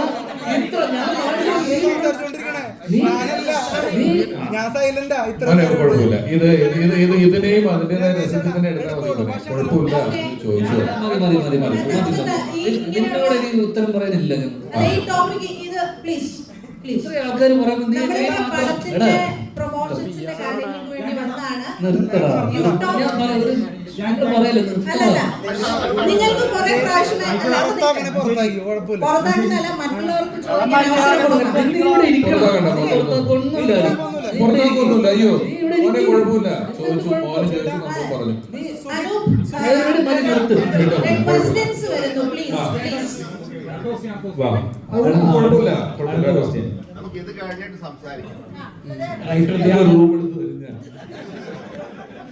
ഞാൻ റിയൽ ലൈഫിൽ നടന്ന സംഭവമാണ്. അത് നടന്ന അതേ ക്യാരക്ടേഴ്സ് തന്നെയാണോ? മീൻ ആ ക്യാരക്ടർ തന്നെയാണോ സിനിമാറ്റിക് ആയിട്ട് എന്തെങ്കിലും അനൗൺസ് ചെയ്തിട്ടുണ്ടോ റൈറ്റിംഗ് വൈസ്? സിനിമാറ്റിക് ആയിട്ട് സ്വാഭാവികമായിട്ടും ചില സാധനങ്ങൾ എൻഹാൻസ് ചെയ്തിട്ടുണ്ട്. കാരണം ഞാനിപ്പം അതിൻ്റെ ഡയലോഗ്സും കാരണം എനിക്ക് ഇൻസിഡൻറ്റ് മാത്രമേ അറിയുള്ളൂ. അപ്പം സ്വാഭാവികമായിട്ട് അന്ന് നടന്ന കാര്യങ്ങൾ, അവർക്കിടയിലുള്ള കോൺവെർസേഷൻ, ഡയലോഗ്സ് ഒന്നും നമുക്ക് കൃത്യമായിട്ടുള്ളൊരു ഐഡിയ ഇല്ല. അപ്പോൾ ഈ ഇൻസിഡൻറ്റ് അറിയാവുന്നതുകൊണ്ട് തന്നെ പിന്നെ പ്രത്യേകിച്ച് കാരണം ഇതിന് നമുക്ക് രണ്ട് രീതിയിൽ ട്രീറ്റ് ചെയ്യാം. ഭയങ്കര റിയൽ സ്പേസിൽ ട്രീറ്റ് ചെയ്യാം. കാരണം നടന്നൊരു കഥയായതുകൊണ്ട് തന്നെ ഭയങ്കര റിയലിസ്റ്റിക് ആയിട്ട് ഭയങ്കര റിയൽ സ്പേസിൽ ട്രീറ്റ് ചെയ്യാം. നമ്മൾ വളരെ സിനിമാറ്റിക് ആയിട്ടും സെറ്റാരിക്കലായിട്ടും കോമിക്കലും ആയിട്ടാണ് ട്രീറ്റ് ചെയ്തിട്ടുള്ളത്. വളരെ സീരിയസ് ആയിട്ടുള്ള വിഷയത്തിനെ പോലും അത് ആൾക്കാർക്ക് എൻ്റർടൈനിങ് ആവണമെങ്കിൽ കുറച്ച് തമാശ കലർത്തി പറഞ്ഞാലും മാത്രമേ അതിൽ രസം ഉണ്ടാകുന്ന രീതിയിൽ ആണ് ഇതിനെ അവതരിപ്പിച്ചിട്ടുള്ളത്. അതുകൊണ്ട് സിനിമാറ്റിക് ആണ് ഒരു പരിധി വരെ.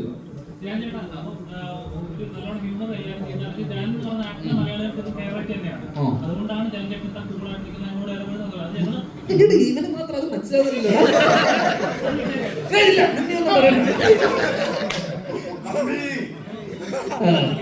എടാ നിനക്ക് എന്നോട് പ്രശ്നമുണ്ടോ?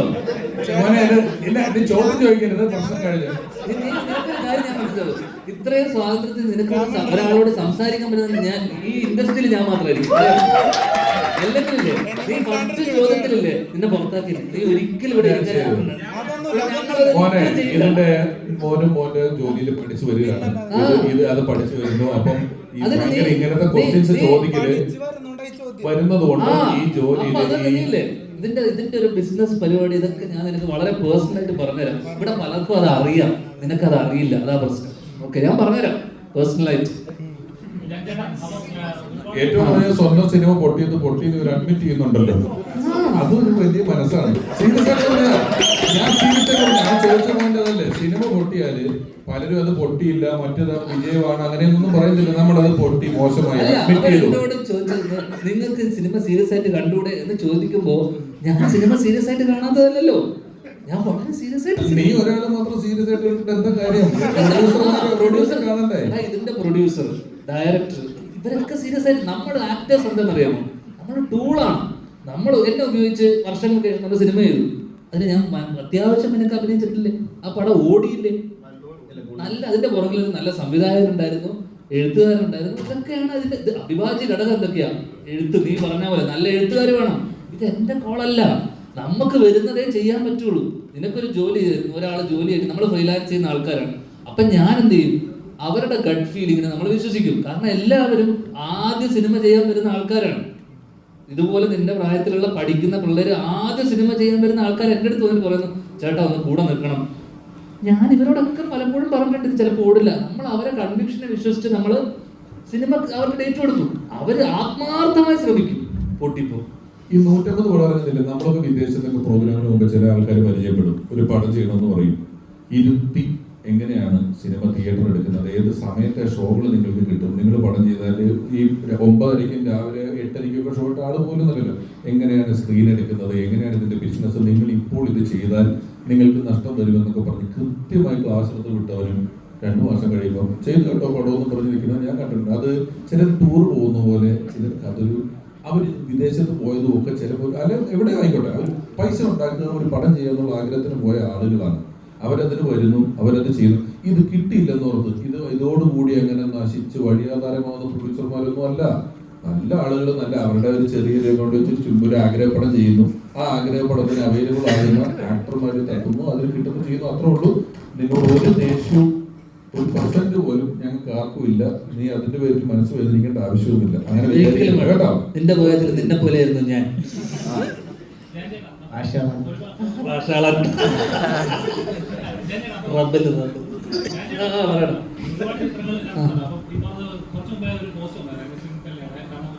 കുട്ടികളുടെ ഇടയിലും യുവാക്കളുടെ ഇടയിലും വയലൻസ് ഉപയോഗിക്കുന്ന ചിത്രങ്ങൾ കൂടി വരുന്നുണ്ട്, ഇൻഫ്ലുവൻസ് ചെയ്യുന്നത്. ശരിക്കും വളരെ ഹ്യൂമറുള്ള ഫാമിലി ഓറിയന്റഡ് ചിത്രങ്ങളാണ് ഇച്ചിലൂടെ തിയേറ്ററിൽ ഓടുന്നത്. എടാ അത് ഇതെങ്ങനെ മാനസികമായിട്ട് ഇവരെ ഇൻഫ്ലുവൻസ് ചെയ്യുന്നത് ചോദിച്ചു കഴിഞ്ഞാൽ നമുക്കത് ഇത് പേഴ്സൺ ടു പേഴ്സൺ അല്ലേ. ഇപ്പം നമ്മളൊരു സിനിമ മാർക്ക് കൊണ്ടിട്ട് നമ്മൾ ആരും പോയിട്ട് ഇതുപോലത്തെ കാര്യങ്ങൾ ചെയ്യില്ല. ഇത് ഡിപ്പെൻഡ്സ് ഓൺ അവരുടെ ചൈൽഡ്ഹുഡ്, അവരുടെ ഇത്തരത്തിലുള്ള അവരുടെ സ്കൂളിങ്, ഇതിനെയൊക്കെ അടിസ്ഥാനമാകുമ്പോൾ ഇതൊക്കെ അപ്ബ്രിങ്ങിങ്ങിനനുസരിച്ചിരിക്കും. മനസ്സിലായില്ലേ?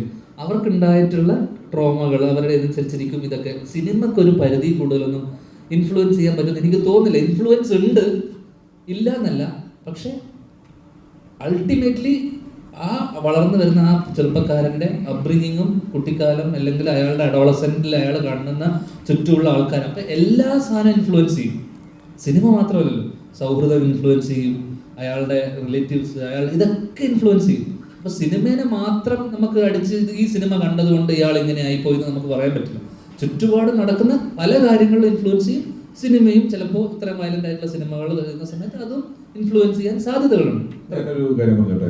അതായത് ഒരു വലിയ കൊലപാതകം, ആ കൊലപാതകത്തിന് ശേഷം 2 വീട്ടുകാർ തമ്മിൽ വലിയ പ്രതികാരം, വർഷങ്ങളോളം പ്രതികാരം തമ്മിൽ മിണ്ടൂല്ല എന്നൊക്കെയുള്ള കഥയാണ് ഗോഡ് ഫാദറിൻ്റെ യഥാർത്ഥ കഥ. എൻ്റെ ലക്ഷ്മി കൈകളിൽ കിടന്ന് പിടഞ്ഞ് മരിച്ചു എന്നൊക്കെ പറയുന്നത് വെട്ടിക്കൊന്നതാണ്. ഒരു കൊലപാതകവും കാണിക്കാതെ മലയാളത്തിലെ ഏറ്റവും കൂടുതൽ കാലം 450 ദിവസം തിയേറ്ററിൽ ഓടിയ പടമാണ് ഗോഡ് ഫാദർ എന്ന് പറയുന്നത്. അപ്പോൾ ഒരു സിനിമ എങ്ങനെ ആളുകളിലേക്ക് എത്തിക്കണം എന്നുള്ളത് അതിൻ്റെ എഴുത്തുകാരൻ വിചാരിക്കുന്ന പോലെയാണ്. ഇപ്പം ഞാൻ 2 പടം ചെയ്തു, ഒരു തുള്ളി ചോര ഈ 2 പടത്തിൽ കാണിച്ചിട്ടില്ല. കാണിക്കുന്നവന് കാണിക്കുകയും ചെയ്യാം. പക്ഷേ ഞാൻ ഉൾപ്പെടെ അല്ലെങ്കിൽ നമുക്ക് മുൻപേ നടന്ന ഒരു തലമുറയെ പൊളിറ്റിക്കൽ കറക്റ്റ്നെസ് എന്നൊരു വാക്ക് പഠിപ്പിച്ചിരിക്കുകയും അത് നിറം, ശരീരം, ജാതി ഇതൊക്കെ വെച്ച് പരിഹസിക്കുന്നത് മാത്രമല്ല, മനുഷ്യനെ കൊല്ലുന്നത് പൊളിറ്റിക്കലി ഇൻകറക്റ്റ് ആണ് എന്ന് ഒരു പൊളിറ്റിക്കൽ കറക്റ്റ്നെസ്സുകാർ വാദിക്കുന്നതോ അല്ലെങ്കിൽ കൊലപാതകങ്ങൾ റീറെക്കോർഡ് ചെയ്ത് മ്യൂസിക് ഇട്ട് ഗ്ലോറിഫൈ ചെയ്യുന്നതിനെതിരെ ഒരു പൊളിറ്റിക്കൽ കറക്റ്റ്നെസ്സിൻ്റെ വാചകങ്ങളോ എവിടെയും ഞാൻ ഇതുവരെ കാണുകയോ കേൾക്കുകയോ ചെയ്തിട്ടില്ല. നമ്മൾ വളരെ പരിമിതമായ ഒരു സ്ഥലത്തിരുന്നുകൊണ്ടാണ് ഈ ഒരു മാറ്റർ എപ്പോഴും സംസാരിക്കുന്നത്. ഇപ്പം ഞാൻ ഈ ഇടയ്ക്ക് ക്യൂവിൽ ഇൻ്റർവ്യൂവിൽ ഞാൻ ഈ കാര്യം പറഞ്ഞപ്പോൾ കുറേ പേര് അയ്യോ അങ്ങനെ എന്താ പറയുന്നത്, ഇതാണോ അതാണോ എന്നൊക്കെ ചോദിച്ച് കമൻറ്റ് കുറച്ചു. ഞാൻ ഈ മാറ്റർ 5 മാസം മുമ്പ് സംസാരിച്ചതാണ്. അതായത് നമുക്കിപ്പോൾ സോഷ്യൽ മീഡിയയിൽ ഇതിൻ്റെ കഷ്ണങ്ങൾ വരും, സർട്ടിഫിക്കറ്റും സെൻസറിങ്ങും ഒക്കെ തിയേറ്ററിലല്ലേ ഉള്ളൂ, ഇതിൻ്റെ കഷ്ണങ്ങൾ വരുമല്ലോ. അപ്പോൾ ഈ ക്രൈം ഈ ലെവലിൽ ഗ്ലോറിഫൈ ചെയ്ത് അവതരിപ്പിക്കുക, വില്ലനായിട്ട് അഭിനയിച്ച ആൾക്കാർ വളരെ സ്റ്റാറിനെ പോലെ നടക്കുക, നിൽക്കുക, നിരന്തരം കൊല്ലുക, കൊലപാതകം എന്നൊക്കെ പറഞ്ഞാൽ വലിയ പടങ്ങൾ ഉൾപ്പെടെ കഴുത്ത് വെട്ടിക്കളയുക മറ്റേവരെന്ന് പറയുന്നത് നിരന്തരം കാണുമ്പം ഇത് സ്വാഭാവികമാണെന്ന് തോന്നും. വളരെ നാച്ചുറലായ ഒരു പ്രോസസ്സ് പോലെ, വളരെ പിന്നെ ഞാൻ പറഞ്ഞതുപോലെ അങ്ങനത്തെ സാധാരണഗതിയിലല്ലാത്ത ആളുകൾക്ക് നാച്ചുറൽ ആണെന്ന് തോന്നാം. ചെറിയൊരു നിയന്ത്രണം ഉള്ളത്. നമ്മുടെ നാട്ടിൽ കളിപ്പാട്ടങ്ങളുടെ കൂട്ടത്തിൽ തോക്ക് വയ്ക്കുന്ന നാടായിരുന്നു. കാറും ബിപിയും ഡോളും അതിൻ്റെ ഇപ്പുറത്ത് തോക്കുമുണ്ട്. ഇത് മേടിച്ച് പിള്ളേർ പരസ്പരം വെടിവെച്ച് കളിക്കുന്നുണ്ട്. കളിപ്പാട്ടത്തിൽ ഒരു തോക്കുണ്ട്. അങ്ങനത്തെ ഒരു നാടായിരുന്നു. അപ്പോൾ ഒരു കൺട്രോൾ ഉണ്ടെങ്കിൽ നല്ലതാണ് എന്ന് തോന്നുന്നു. ഞാൻ ചേട്ടാ ഇനി വരാനിരിക്കുന്ന ഫിലിമിൽ ഒന്നാണ് ബബ്ബയെ കുറിച്ചിട്ട് എന്താണ് പറയാനുള്ളത്? അല്ല, അതിൽ ഭയങ്കര സോഷ്യൽ മീഡിയയിൽ ഭയങ്കരമായിട്ട് ഹൈപ്പ് വരുന്നുണ്ട്. അപ്പോൾ അതിനുള്ള ഒരു അപ്ഡേഷൻ ചോദിക്കാം. അതിൽ ലാലേട്ടൻ ഉണ്ടെന്ന് പറയുന്നുണ്ട്. നിലവിലുള്ള അപ്ഡേഷൻ എന്താണ്? നിലവിൽ ഞാൻ വളരെ സീരിയസ് ആയിട്ട് ചെയ്തൊരു സിനിമയാണ്. അല്ല, അതേപോലെ തന്നെ വിനീതേട്ടൻ്റെ ഒരു പോസ്റ്റർ ഇറങ്ങിയിട്ടുണ്ടായിരുന്നു. അതും ഭയങ്കരമായിട്ട് വൈറലായിരുന്നു.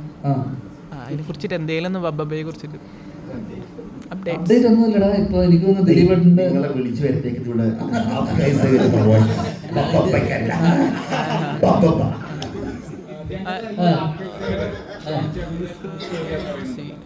ഏതാ സിനിമ ഇറങ്ങി കഴിഞ്ഞാൽ അതിന്റെ കഥാപാത്രങ്ങളെ ഒരിക്കലും കാണിക്കാൻ പറ്റത്തില്ല. മഞ്ഞുമൽ ബോയ്സൊക്കെ കണ്ട പോലെ ഒരു വീരസാഹസിക കൃത്യമൊന്നും അല്ല ഇതിന്റെ കൂട്ടുകാരെ ചെയ്തേക്കുന്നത്.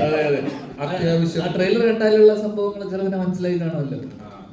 അത്ര വീരസാഹസികതകളില്ല. അവന്മാര് ചിലപ്പോൾ പഞ്ചായത്ത് വിട്ട് പോകാൻ സാധ്യതയുണ്ട്. ഇവൻ അവരോട് പറഞ്ഞിട്ടില്ല നിങ്ങളുടെ കഥയെന്നുള്ളത്. അവര് ഫ്രഷ് ആയിട്ട് വന്ന് കാണുമ്പോൾ ഇത് ഇവന്റെയാന്ന് അറിഞ്ഞാൽ അവൻ പഞ്ചായത്ത് വിട്ട് പോകും. അതുപോലത്തെ കഥയാണ്. എല്ലാരും ചോദിക്കും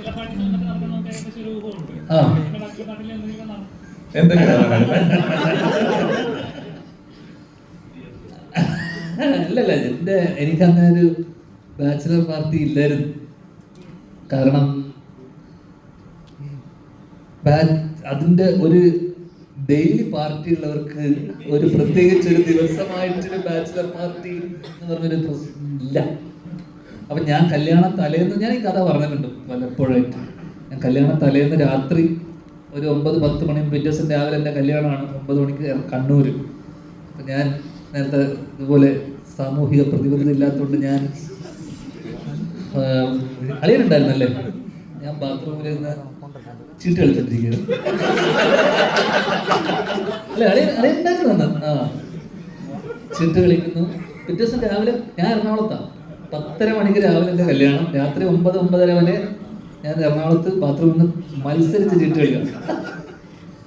അങ്ങനെ ആരോ വന്നിട്ട് എന്നോട് ചോദിച്ചു പോണ്ടേന്ന് ചോദിച്ചു. അപ്പൊ രാവിലത്തേക്ക് ഷർട്ട് എടുക്കണം, ഒന്നുമില്ല എൻ്റെ കയ്യിൽ.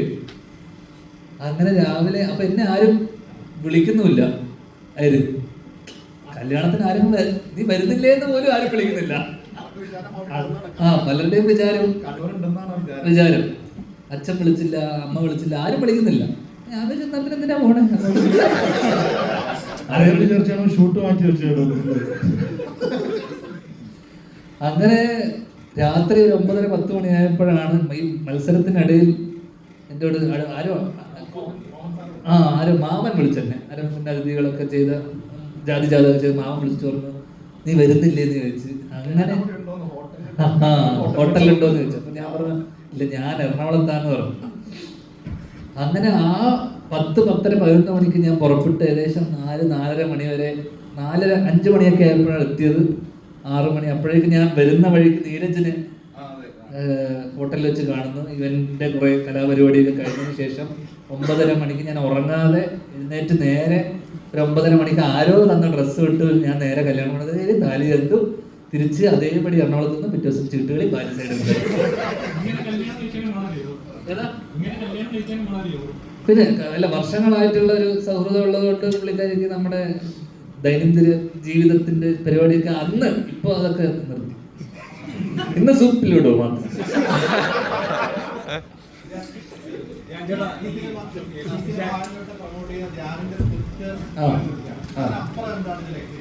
അപ്പുറം ഒന്നുമില്ല എന്നുള്ളത്. അല്ല അഭിമന്റെ സംവിധാനം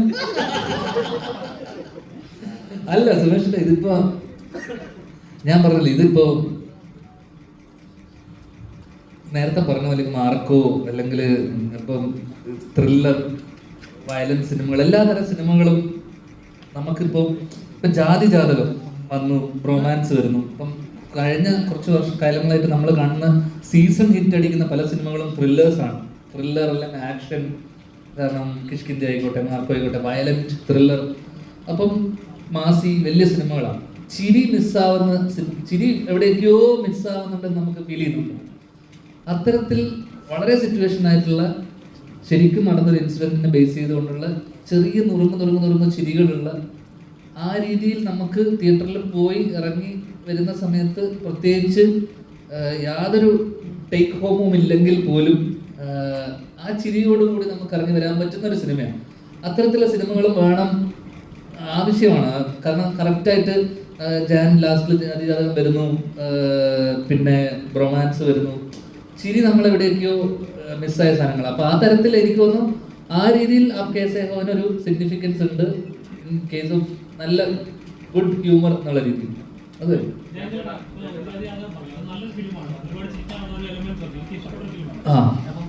പക്ഷേ സോഷ്യൽ മീഡിയ ഒരു സ്റ്റേജ് കഴിഞ്ഞപ്പോഴേക്കും അവർ ഇത് 30 വയസ്സ് കഴിഞ്ഞവരെ കളിയാക്കുന്ന പോലെ ഫീൽ ചെയ്യുന്നത്. സിനിമയെ കാണാതെ പേഴ്സണലായിട്ട് എടുക്കുന്ന ഒരു സിനിമ ഉണ്ടല്ലോ, അത് വല്ലാതെ സൊസൈറ്റി എഫക്ട് ചെയ്യുന്നുണ്ട്. അല്ല, സിനിമ ഇപ്പൊ കുറെ കാലങ്ങളായിട്ട് സിനിമ എല്ലാവർക്കും വളരെ പേഴ്സണലാണ്. ഇപ്പൊ ഇവനൊക്കെ ഭയങ്കര പേഴ്സണലായിട്ട് എടുക്കുന്നില്ലേ പല കാര്യങ്ങളും. അപ്പൊ അതൊക്കെ ഒന്ന് അവരുടെയൊക്കെ തോളത്താണ് സിനിമ, അവരുടെ റെസ്പോൺസിബിലിറ്റി. കാരണം ഒരു കോമൺ മാൻ്റെ റെസ്പോൺസ്, ഇത് എന്റർടൈൻമെന്റിനെ മാറിയിട്ട് വേറെ രീതിയിൽ വളരെ ക്രിട്ടിക്കലായിട്ടും ഇപ്പം എനിക്കില്ലാത്ത പ്രശ്നവും ഇവിടെ ഇല്ലാത്ത പലർക്കുള്ള പ്രശ്നം നിങ്ങൾക്കുണ്ടാവും. എൻ്റെ കരിയറിനെ ആലോചിച്ച്, എൻ്റെ ജീവിതത്തെ ആലോചിച്ച്, എൻ്റെ ഇതിനെ പ്രതിസന്ധി, മലയാള സിനിമയുടെ പ്രതിസന്ധി ഒക്കെ അവൻ്റെ തോളിലാണ്, ഒക്കെ അവർക്ക് പേഴ്സണലാണ്. മനസ്സിലായില്ലേ? കാരണം അത് നമുക്കൊരിക്കലും ഇത് ചെയ്യാൻ പറ്റില്ല. അത് അവൻ്റെ പേഴ്സണൽ തോട്ടാണ്, നമുക്കൊരിക്കലും ഇത് ചെയ്യാൻ പറ്റാത്ത. അപ്പോൾ പലർക്കും പലതും പേഴ്സണൽ ആവുന്നിടത്ത് എന്ത് പറ്റുമെന്ന് വെച്ച് കഴിഞ്ഞാൽ ഒരു കൈൻഡ് ഓഫ് ഹെയ്റ്റ് പ്രൊപ്പഗേറ്റ് ചെയ്ത് തുടങ്ങും നമ്മൾ. അപ്പോൾ ഈ ഹെയ്റ്റ് എന്ന് പറയുന്ന സാധനം, ഞാൻ ഇവനെ ഒന്നും ചെയ്തിട്ടില്ല, പക്ഷെ അവൻ എന്നോട് വെറുപ്പുണ്ട്, ഞാൻ ഇവനെ എന്ത് ചെയ്തു, അപ്പോൾ എന്ത് ചെയ്തിട്ടാണ് അവൻ എന്നോട് ഇത്ര പ്രശ്നം. കാരണം ഞാൻ എത്രയോ കാലങ്ങളായിട്ട് ഞാൻ സിനിമ ചെയ്യുന്നു, ഇത് ചെയ്യുന്നു. അപ്പോൾ നമുക്ക് ഇവിടെ ആൾക്കാരെ വെറുക്കുന്ന എന്തിനാണെന്നറിയാമോ? നമ്മൾ സിനിമ ചെയ്തുകൊണ്ട് നമ്മൾ ഏറ്റവും ഇവിടെ വലിയ സൂപ്പർ സ്റ്റാർ ആയിട്ടുള്ള വലിയ നല്ല സിനിമ ചെയ്യുന്നവരൊക്കെ നല്ല മനുഷ്യന്മാരാണെന്ന് എനിക്ക് തോന്നുന്നുണ്ടോ? ഒരിക്കലും അല്ലായിരിക്കും. ചിലപ്പോ അതേ ഓടാത്ത പല പൊട്ടി സിനിമ ചെയ്യുന്ന ഞാനും നല്ല മനുഷ്യനല്ലടാ. അത് ഈ ജഡ്ജ് ചെയ്യുന്നതും ആസ്വദിക്കുന്നതായിട്ട് വലിയ വ്യത്യാസമുണ്ട്. വിദേശത്തൊക്കെ ഒരു ബ്രേക്ക്ഫാസ്റ്റ് കൊണ്ട് തന്നാൽ എൻജോയ് യുവർ ബ്രേക്ക്ഫാസ്റ്റ് പറഞ്ഞാൽ നമ്മൾ എൻജോയ് ചെയ്യാനാണ് പറയുന്നത്. ഇവിടെ നമ്മൾ എല്ലാ സാധനവും വളരെ ജഡ്ജ് ചെയ്യുകയാണ്. അപ്പോൾ ഇപ്പം ഞങ്ങളുടെ ഇൻ്റർവ്യൂ, ഞങ്ങളെല്ലാവരും ഈ പടത്തിൻ്റെ പ്രൊമോഷൻ ഇൻ്റർവ്യൂ ചെയ്തല്ലോ, ഞങ്ങൾ 4-5 സുഹൃത്തുക്കളാണ്. ഞങ്ങൾ അങ്ങോട്ടും ഇങ്ങോട്ടൊക്കെ പറയുന്നത്. ഞാൻ ഇതിൻ്റെ ചില ഇൻ്റർവ്യൂ ഒക്കെ ലിങ്ക് കിട്ടി ഇങ്ങനെ കമൻറ്റൊക്കെ വായിച്ചു നോക്കുമ്പോൾ ചില ആൾക്കാർ ഈ ധ്യാൻ അത് പറഞ്ഞത് തുഷാരടിക്ക് ഇഷ്ടപ്പെട്ടില്ല, മറ്റവൻ ഇവൻ്റെ ഈ സമയം എത്രയും അജു വർഗീസ് അങ്ങോട്ട് നോക്കിയിരുന്നത് നിങ്ങളിൽ എത്ര പേർ ശ്രദ്ധിച്ചു. ഇതൊന്നുമില്ല, ഇതൊക്കെ ഇവർ പേഴ്സണലായി എടുത്ത് ഞങ്ങളുടെ ഓരോരുത്തരുടെയും ആ സമയത്തെ മാനസിക നില എന്തായാലും ഞങ്ങൾ ഇങ്ങനെ ഒരു വിദ്വേഷം മനസ്സിൽ വെച്ചിട്ടായിരിക്കും ഇത് ചെയ്തതെന്നൊക്കെ ഓവർ തിങ്ക് ചെയ്ത് കഥകൾ മെനഞ്ഞ് കഥകൾ മെനഞ്ഞ് കമൻറ്റുകൾ ഇട്ടുകൊണ്ടിരിക്കുകയാണ് പലതരത്തിൽ. അവിടെ ഇതിനെ എന്ത് രസമായിട്ട് കണ്ട് ചിരിച്ച് മറക്കാവുന്ന ഒരു കാര്യമാണ്. ഇതൊരു ഇൻ്റർവ്യൂ അല്ല, അതൊരു ഇനം ഞങ്ങൾ പ്രസൻറ്റ് ചെയ്തൊന്നുമല്ലോ. അത് ഞാൻ പണ്ടൊക്കെ, ഞാൻ ഇന്നലെ ധ്യാനെ വിളിച്ച് പറഞ്ഞു, ഞാൻ നമ്മുടെ പ്രോഗ്രാം കണ്ടിട്ട് നല്ലതാന്ന് പറയുന്ന ആൾക്കാരുണ്ട്, TV ഷോ കണ്ടിട്ടുണ്ട്, സിനിമ കണ്ടിട്ട് പറയുന്നുണ്ട്, ഇന്റർവ്യൂ കണ്ടിരുന്നു നന്നായിരുന്നു എന്നൊക്കെ ചിലത് പറഞ്ഞു. അതൊരു ഐറ്റം പോലെയായി, ഒരു ഐറ്റം നമ്മൾ ചെയ്ത പോലെയായി. എനിക്കിതറിയില്ലല്ലോ. ഞാൻ ഇടക്കാലത്ത് ഈ ക്യാപ്ഷൻ ഇടുമല്ലോ, ഞാൻ നല്ല ക്യാപ്ഷനുകൾ ഇടുമായിരുന്നു. ഒരു ദിവസം ഞാൻ നോക്കിയപ്പോഴേ, ചേട്ടാ ഇന്നത്തെ ക്യാപ്ഷൻ ഏറ്റില്ലെന്നൊരു പറയുന്നത്. ഞാൻ വെറുതെ ഫോട്ടോ എടുത്ത് ഒരു ക്യാപ്ഷൻ അതെനിക്ക് പെട്ടെന്ന് കിട്ടല്ലേ. ഒരു ദിവസം നിന്റെ ക്യാപ്ഷൻ ഇടണം, എനിക്ക് 10 വയസ്സ് പ്രയോജനമില്ലാത്ത കാര്യം എനിക്കറിയാലോ, നല്ല ക്യാപ്ഷൻ ഇടാം. ദേഷ്യം വേണ്ട, ചിരിക്കുന്നെങ്കിൽ ഒരു ചിരി വന്നിട്ട് കേൾക്കുമ്പോൾ ഇന്നത്തെ ക്യാപ്ഷൻ അത്ര ഏറ്റില്ലെന്നൊരു കമന്റ് വന്നപ്പോൾ ഇതൊക്കെ ജഡ്ജ് ചെയ്യാണ്. ഇതവൻ റിവ്യൂ പറയാൻ തുടങ്ങി എന്റെ ക്യാപ്ഷന്. ഇതിന്റെയൊക്കെ റിവ്യൂ പറയേണ്ട വല്ല കാര്യമുണ്ടോ? അതുകൊണ്ട് ഒരു പ്രശ്നം ഉണ്ടാവും. നമ്മൾ പിറ്റേ ദിവസം ശ്രദ്ധിക്കും ക്യാപ്ഷൻ ഇടുന്ന സമയത്ത്. ഞാൻ നിർത്തി എനിക്ക് എന്താ ഞാൻ ഫോട്ടോ എടുക്കില്ല. പക്ഷെ എനിക്ക് നിർത്താൻ പറ്റുന്നില്ല. എനിക്ക് എന്റെ പ്രശ്നം അറിയുമോ, ഈ ഇന്റർവ്യൂ രസമില്ല, ഇത് തിരിക്കാനൊന്നും ഇല്ലെന്നോ എനിക്ക് ടെൻഷനാണ്. പിന്നെ പിറ്റത്തെ നന്നാക്കണല്ലോ. അത് നന്നാക്കാം. പക്ഷെ നിങ്ങൾ ഇനി ജീവ എന്തെങ്കിലും സംസാരിച്ചില്ലെങ്കിൽ ജീവ റെസ്റ്റ്ലെസ് ആയി തുടങ്ങി. ഞാൻ ഈ കാര്യം പറഞ്ഞപ്പോ ഇവര് ശാരദ ചേട്ടൻ, അജി ചേട്ടൻ, ധ്യാൻ ചേട്ടൻ, ഇവര് കുറെ നാളുകളായിട്ടുള്ള സുഹൃത്തുക്കളാണ്, നിങ്ങൾക്ക് എല്ലാവർക്കും അറിയാലോ. അപ്പൊ ഇവരുടെ ഇടയ്ക്ക് ആ ഇന്റർവ്യൂവിന്റെ അകത്ത് ഞാനും പോയി പെട്ടു. അപ്പൊ ഞാനും ഇതിന്റെ ഇടയ്ക്ക് ഗ്യാപ്പ് കിട്ടുമ്പോൾ എന്തെങ്കിലും പറയാ, ഇവരുടെ ചിരി കണ്ട് ആസ്വദിക്കുക എന്ന് പറഞ്ഞപ്പോ എനിക്കും കിട്ടി. ഇവൻ അറ്റൻഷൻ പിടിച്ചു പറ്റാൻ നോക്കുവാന്ന്. അപ്പൊ ഞാൻ നിങ്ങൾ സംസാരിച്ചോട്ടെ, എനിക്ക് അത്ര അല്ലല്ല, ഓരോ കാര്യം ഒരു ആവശ്യമില്ലാതെ ജഡ്ജ് ചെയ്യുന്ന ഉണ്ട്.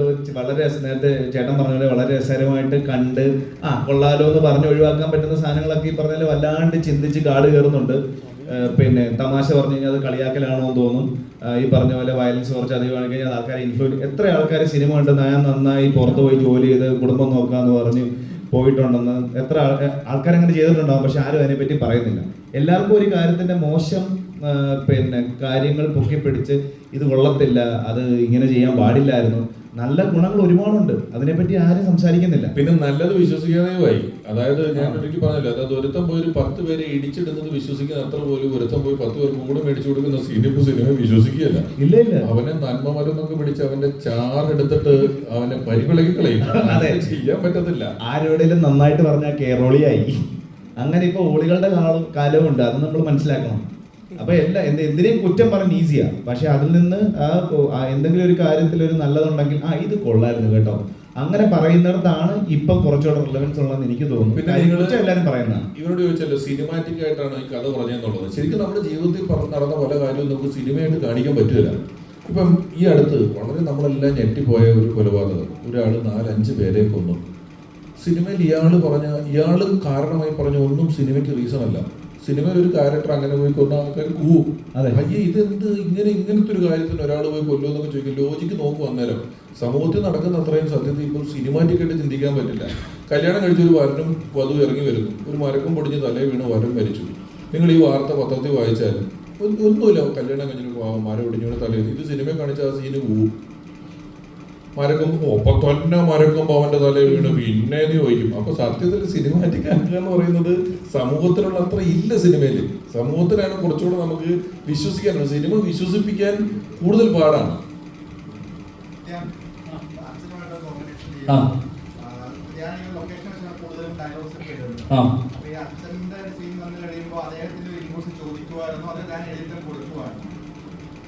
അന്നത്തെ ദിവസം നമ്മൾ എഴുതിയിട്ട് പുള്ളിയുടെ അടുത്ത് നമ്മളൊന്ന് ഡിസ്കസ് ചെയ്തു.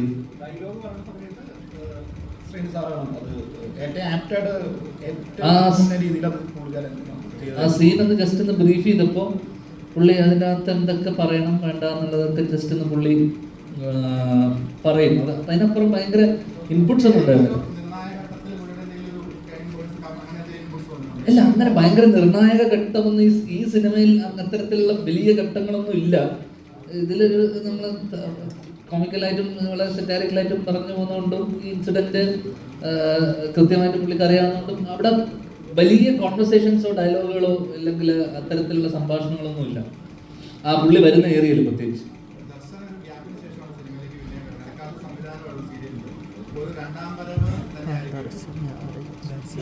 അത് നിങ്ങളല്ലേ പറയേണ്ടത്, വരവാണോ പോക്കാണോ എന്നുള്ളത്.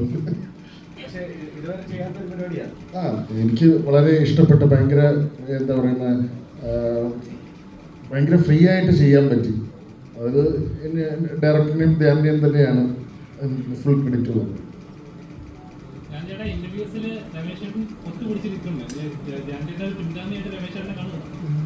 ഇല്ല, കല്ല് വെച്ചെറിയുന്ന ആളില്ലാഞ്ഞിട്ടാ നിന്റെ പിൻഗാമിയാക്കിയടാ. എന്തൊരു കഷ്ടാടാ ഇവന്മാരെ കൊണ്ട്.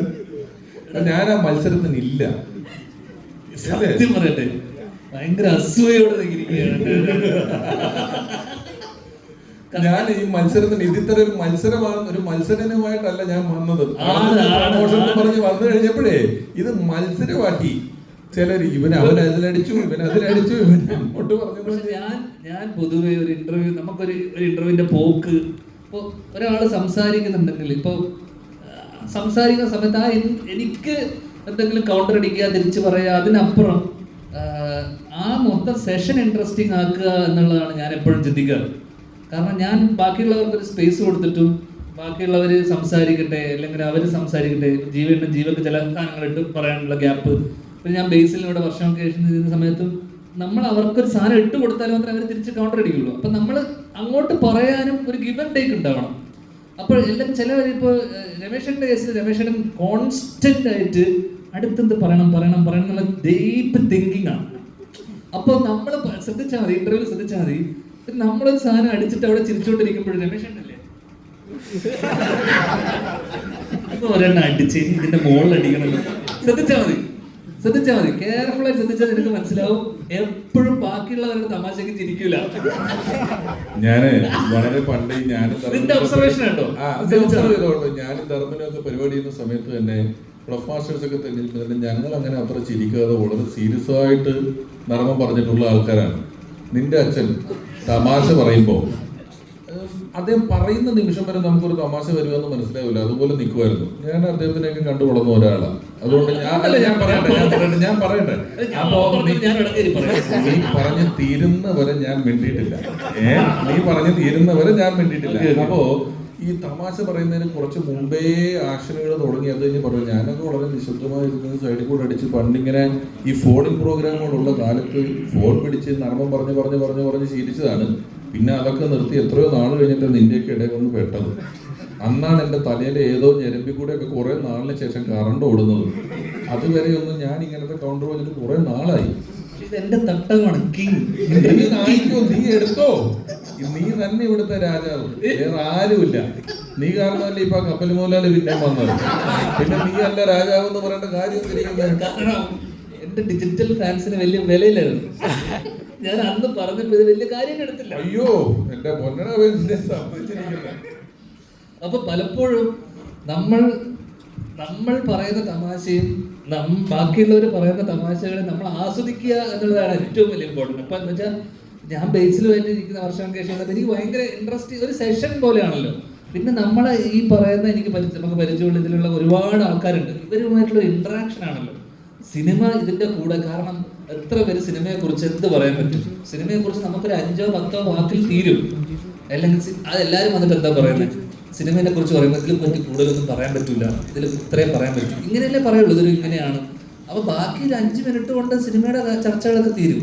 ബാക്കിയുള്ളത് വെറും ചിറ്റ് പോലത്തെ കോൺവെർസേഷൻ ആണ്, കാഷ്വൽ കോൺവെർസേഷൻ. ഒരു കാര്യം നീ പറഞ്ഞ പ്രശ്നം അങ്ങനെ ഉണ്ടെങ്കിൽ എനിക്ക് പഠിക്കണമല്ലോ.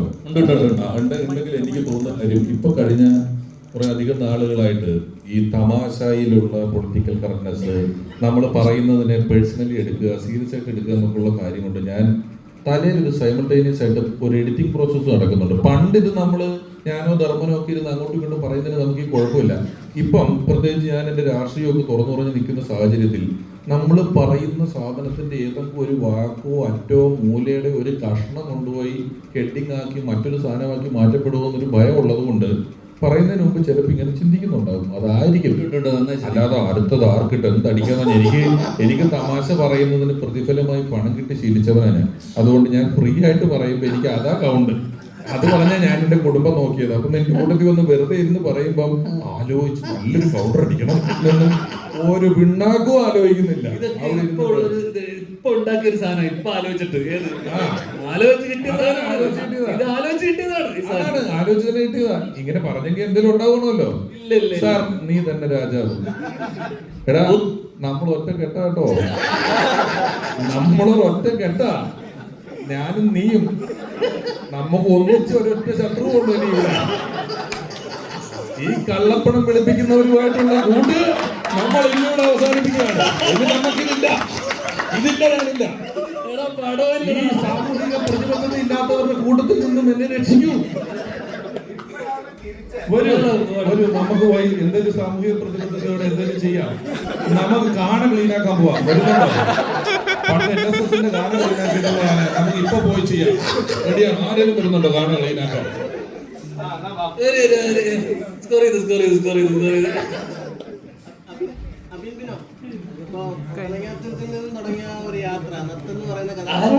നീ തന്നെ വർത്താനം പറയണോ? വീഡിയോ കോൾ ചെയ്യണോ?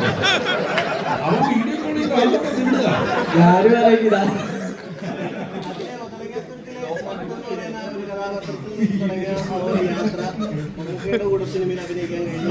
മോനെ, ഇത് നീ പറഞ്ഞാൽ മതിയോ? ഞങ്ങൾ കേൾക്കണ്ടേ? ആരെങ്കിലും അതൊരു മൈക്ക് കൊടുക്കുമോ? ആ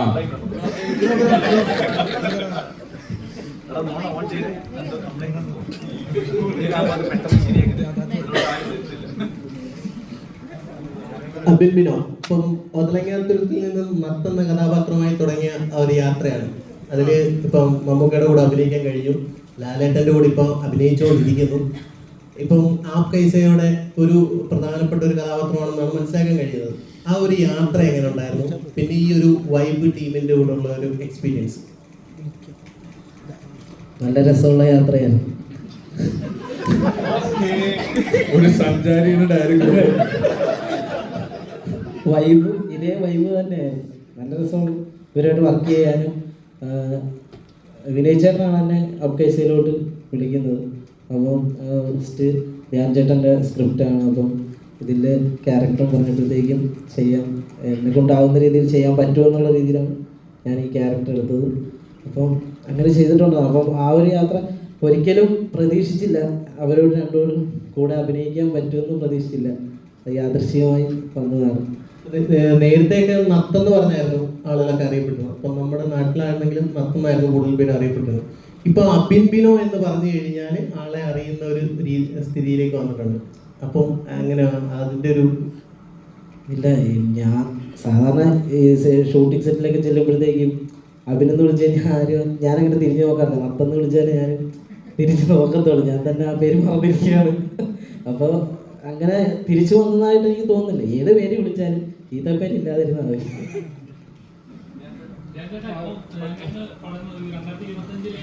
പടങ്ങളൊക്കെ അഭിനയിക്കാനുള്ള പടങ്ങളൊക്കെ തീർന്നുകൊണ്ടിരിക്കുകയാണ്. ഡയറക്ഷനിലോട്ട് കയറുന്നുണ്ട്. ഇപ്പൊ റൈറ്റിംഗിൽ ഒരു പടം കൂടെ ഇറങ്ങാൻ പോകുന്നു. അടുത്ത പ്രോജക്റ്റ് ഏതാണ്? ഡയറക്ഷൻ തന്നെയല്ലേ? ഏപ്രിൽ മെയ് വരെ കുറച്ച് കമ്മിറ്റ്മെന്റ്സ് ഉണ്ട്. അത് കഴിഞ്ഞ് കഴിഞ്ഞാൽ കഴിഞ്ഞു. ത്രില്ലർ.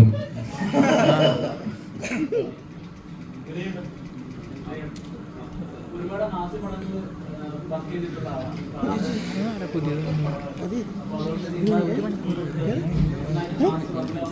ഇത് കഴിഞ്ഞ് പോയിട്ടുണ്ട്. അവർ പോയിട്ടുണ്ടെങ്കിൽ വിളിക്കാം. അല്ല, അവരറിഞ്ഞ് പോയിട്ട് ഞാനോട് പറയാമല്ലോ. നടക്കണമെന്നില്ല, അവരറിഞ്ഞു പോകും.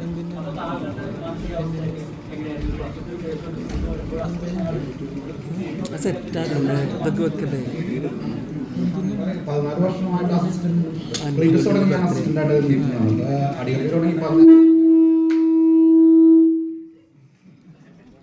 തുടങ്ങി ധ്യാൻ്റെ കൂടെ ഉണ്ട്. അപ്പൊ പല കഥകളും നമ്മളിങ്ങനെ ഡിസ്കസ് ചെയ്യുന്ന കൂട്ടത്തില് വന്നൊരു കഥയുമാണിത്. അപ്പൊ അതിനു മുമ്പ് നമ്മൾ പറഞ്ഞ് അനൗൺസ് ചെയ്തിട്ട് ഷൂട്ടിങ്ങിനൊക്കെ 3 ആഴ്ച മുമ്പ് കോവിഡിന്റെ സെക്കൻഡ് ലോക്ക്ഡൌണിലൊക്കെ നമ്മൾ ഊട്ടിയിലൊക്കെ ലൊക്കേഷനൊക്കെ ഫിക്സ് ചെയ്ത് അത് നിന്നുപോയത്. അപ്പോഴാണ് ഇങ്ങനെ പറഞ്ഞ് നമുക്ക് ഒരു പടം ചെയ്യാം എത്രയും പെട്ടെന്ന് പറഞ്ഞിട്ട് വരുന്നത്. ഇനി ഇത്രയും ആർട്ടിസ്റ്റുകൾ നമുക്ക് അതിച്ചേട്ടൻ ധ്യാനൊക്കെ ആണെങ്കിൽ നമ്മൾ ത്രൂ ഔട്ട് എപ്പോഴും കമ്മ്യൂണിക്കേഷൻ ഉള്ള ആൾക്കാരാണ്. രമേശ് ചേട്ടനായിട്ട് ഞാൻ ആദ്യമായിട്ട് ഇത് ചെയ്യുന്നത്. പക്ഷേ നമ്മളൊരു സീൻ ഡെവലപ്പ് ചെയ്തിട്ട് രമേശ് ചേട്ടൻ്റെ അടുത്ത് ഇരുന്നിട്ട് ഡയലോഗ്സ് ഈ കൗണ്ടേഴ്സ് വന്ന സമയത്ത് ഇതൊരു രമേശ് ചേട്ടൻ ചെയ്യാത്ത ടൈപ്പ് ഒരു ക്യാരക്ടർ ആയതുകൊണ്ട് തന്നെ പുള്ളി അതിന് അത്രയ്ക്കും ഇൻപുട്സ് നമുക്ക് തരുന്നുണ്ടായിരുന്നു. ഡയലോഗ്സ് നമുക്ക് ഇങ്ങനെ ചെയ്ത് നോക്കാം. പിന്നെ അജിച്ചേട്ടനും രമേശ് ചേട്ടനും കൂടി ഇംപ്രൂവൈസ് ചെയ്തിട്ട് അതിനെ ഏറ്റവും മാക്സിമം നന്നാക്കാനായിട്ടുള്ള എല്ലാ പരിപാടികളും നമുക്ക് നടത്തും. ഭയങ്കര സപ്പോർട്ടായിരുന്നു എനിക്ക് മൊത്തം ആർട്ടിസ്റ്റിന്റെ ഭാഗത്ത് നിന്ന് ഭയങ്കര സപ്പോർട്ടുണ്ടായിരുന്നു. പിന്നെ ഈ ഒരു വർഷം ഇറങ്ങാതിരിക്കുന്ന സമയത്ത് സമയത്ത് ഇങ്ങനെ യാത്രകളുടെ ധ്യാനം നമ്മളെ മാക്സിമം ചേർത്ത് നിർത്താനാണ് എല്ലാവരും നോക്കിയിരുന്നത്. സന്തോഷം. അപ്പോൾ നമ്മുടെ പ്രസ് മീറ്റ് വൈൻഡപ്പ് ചെയ്യാണ്. Thank you so much. എല്ലാവരും വളരെ ഹാപ്പി ആയിട്ടുള്ള നല്ല നല്ല കാര്യങ്ങളൊക്കെ വേണം ഇടാൻ, പോസ്റ്റ് ചെയ്യാൻ. ഓക്കെ വന്നിരിക്കുകയാണ്. അപ്പൊ എല്ലാവരും നാളെ സിനിമ കാണാനും കൂടെ എത്തണം കേട്ടോ. രാവിലെ എല്ലാവരും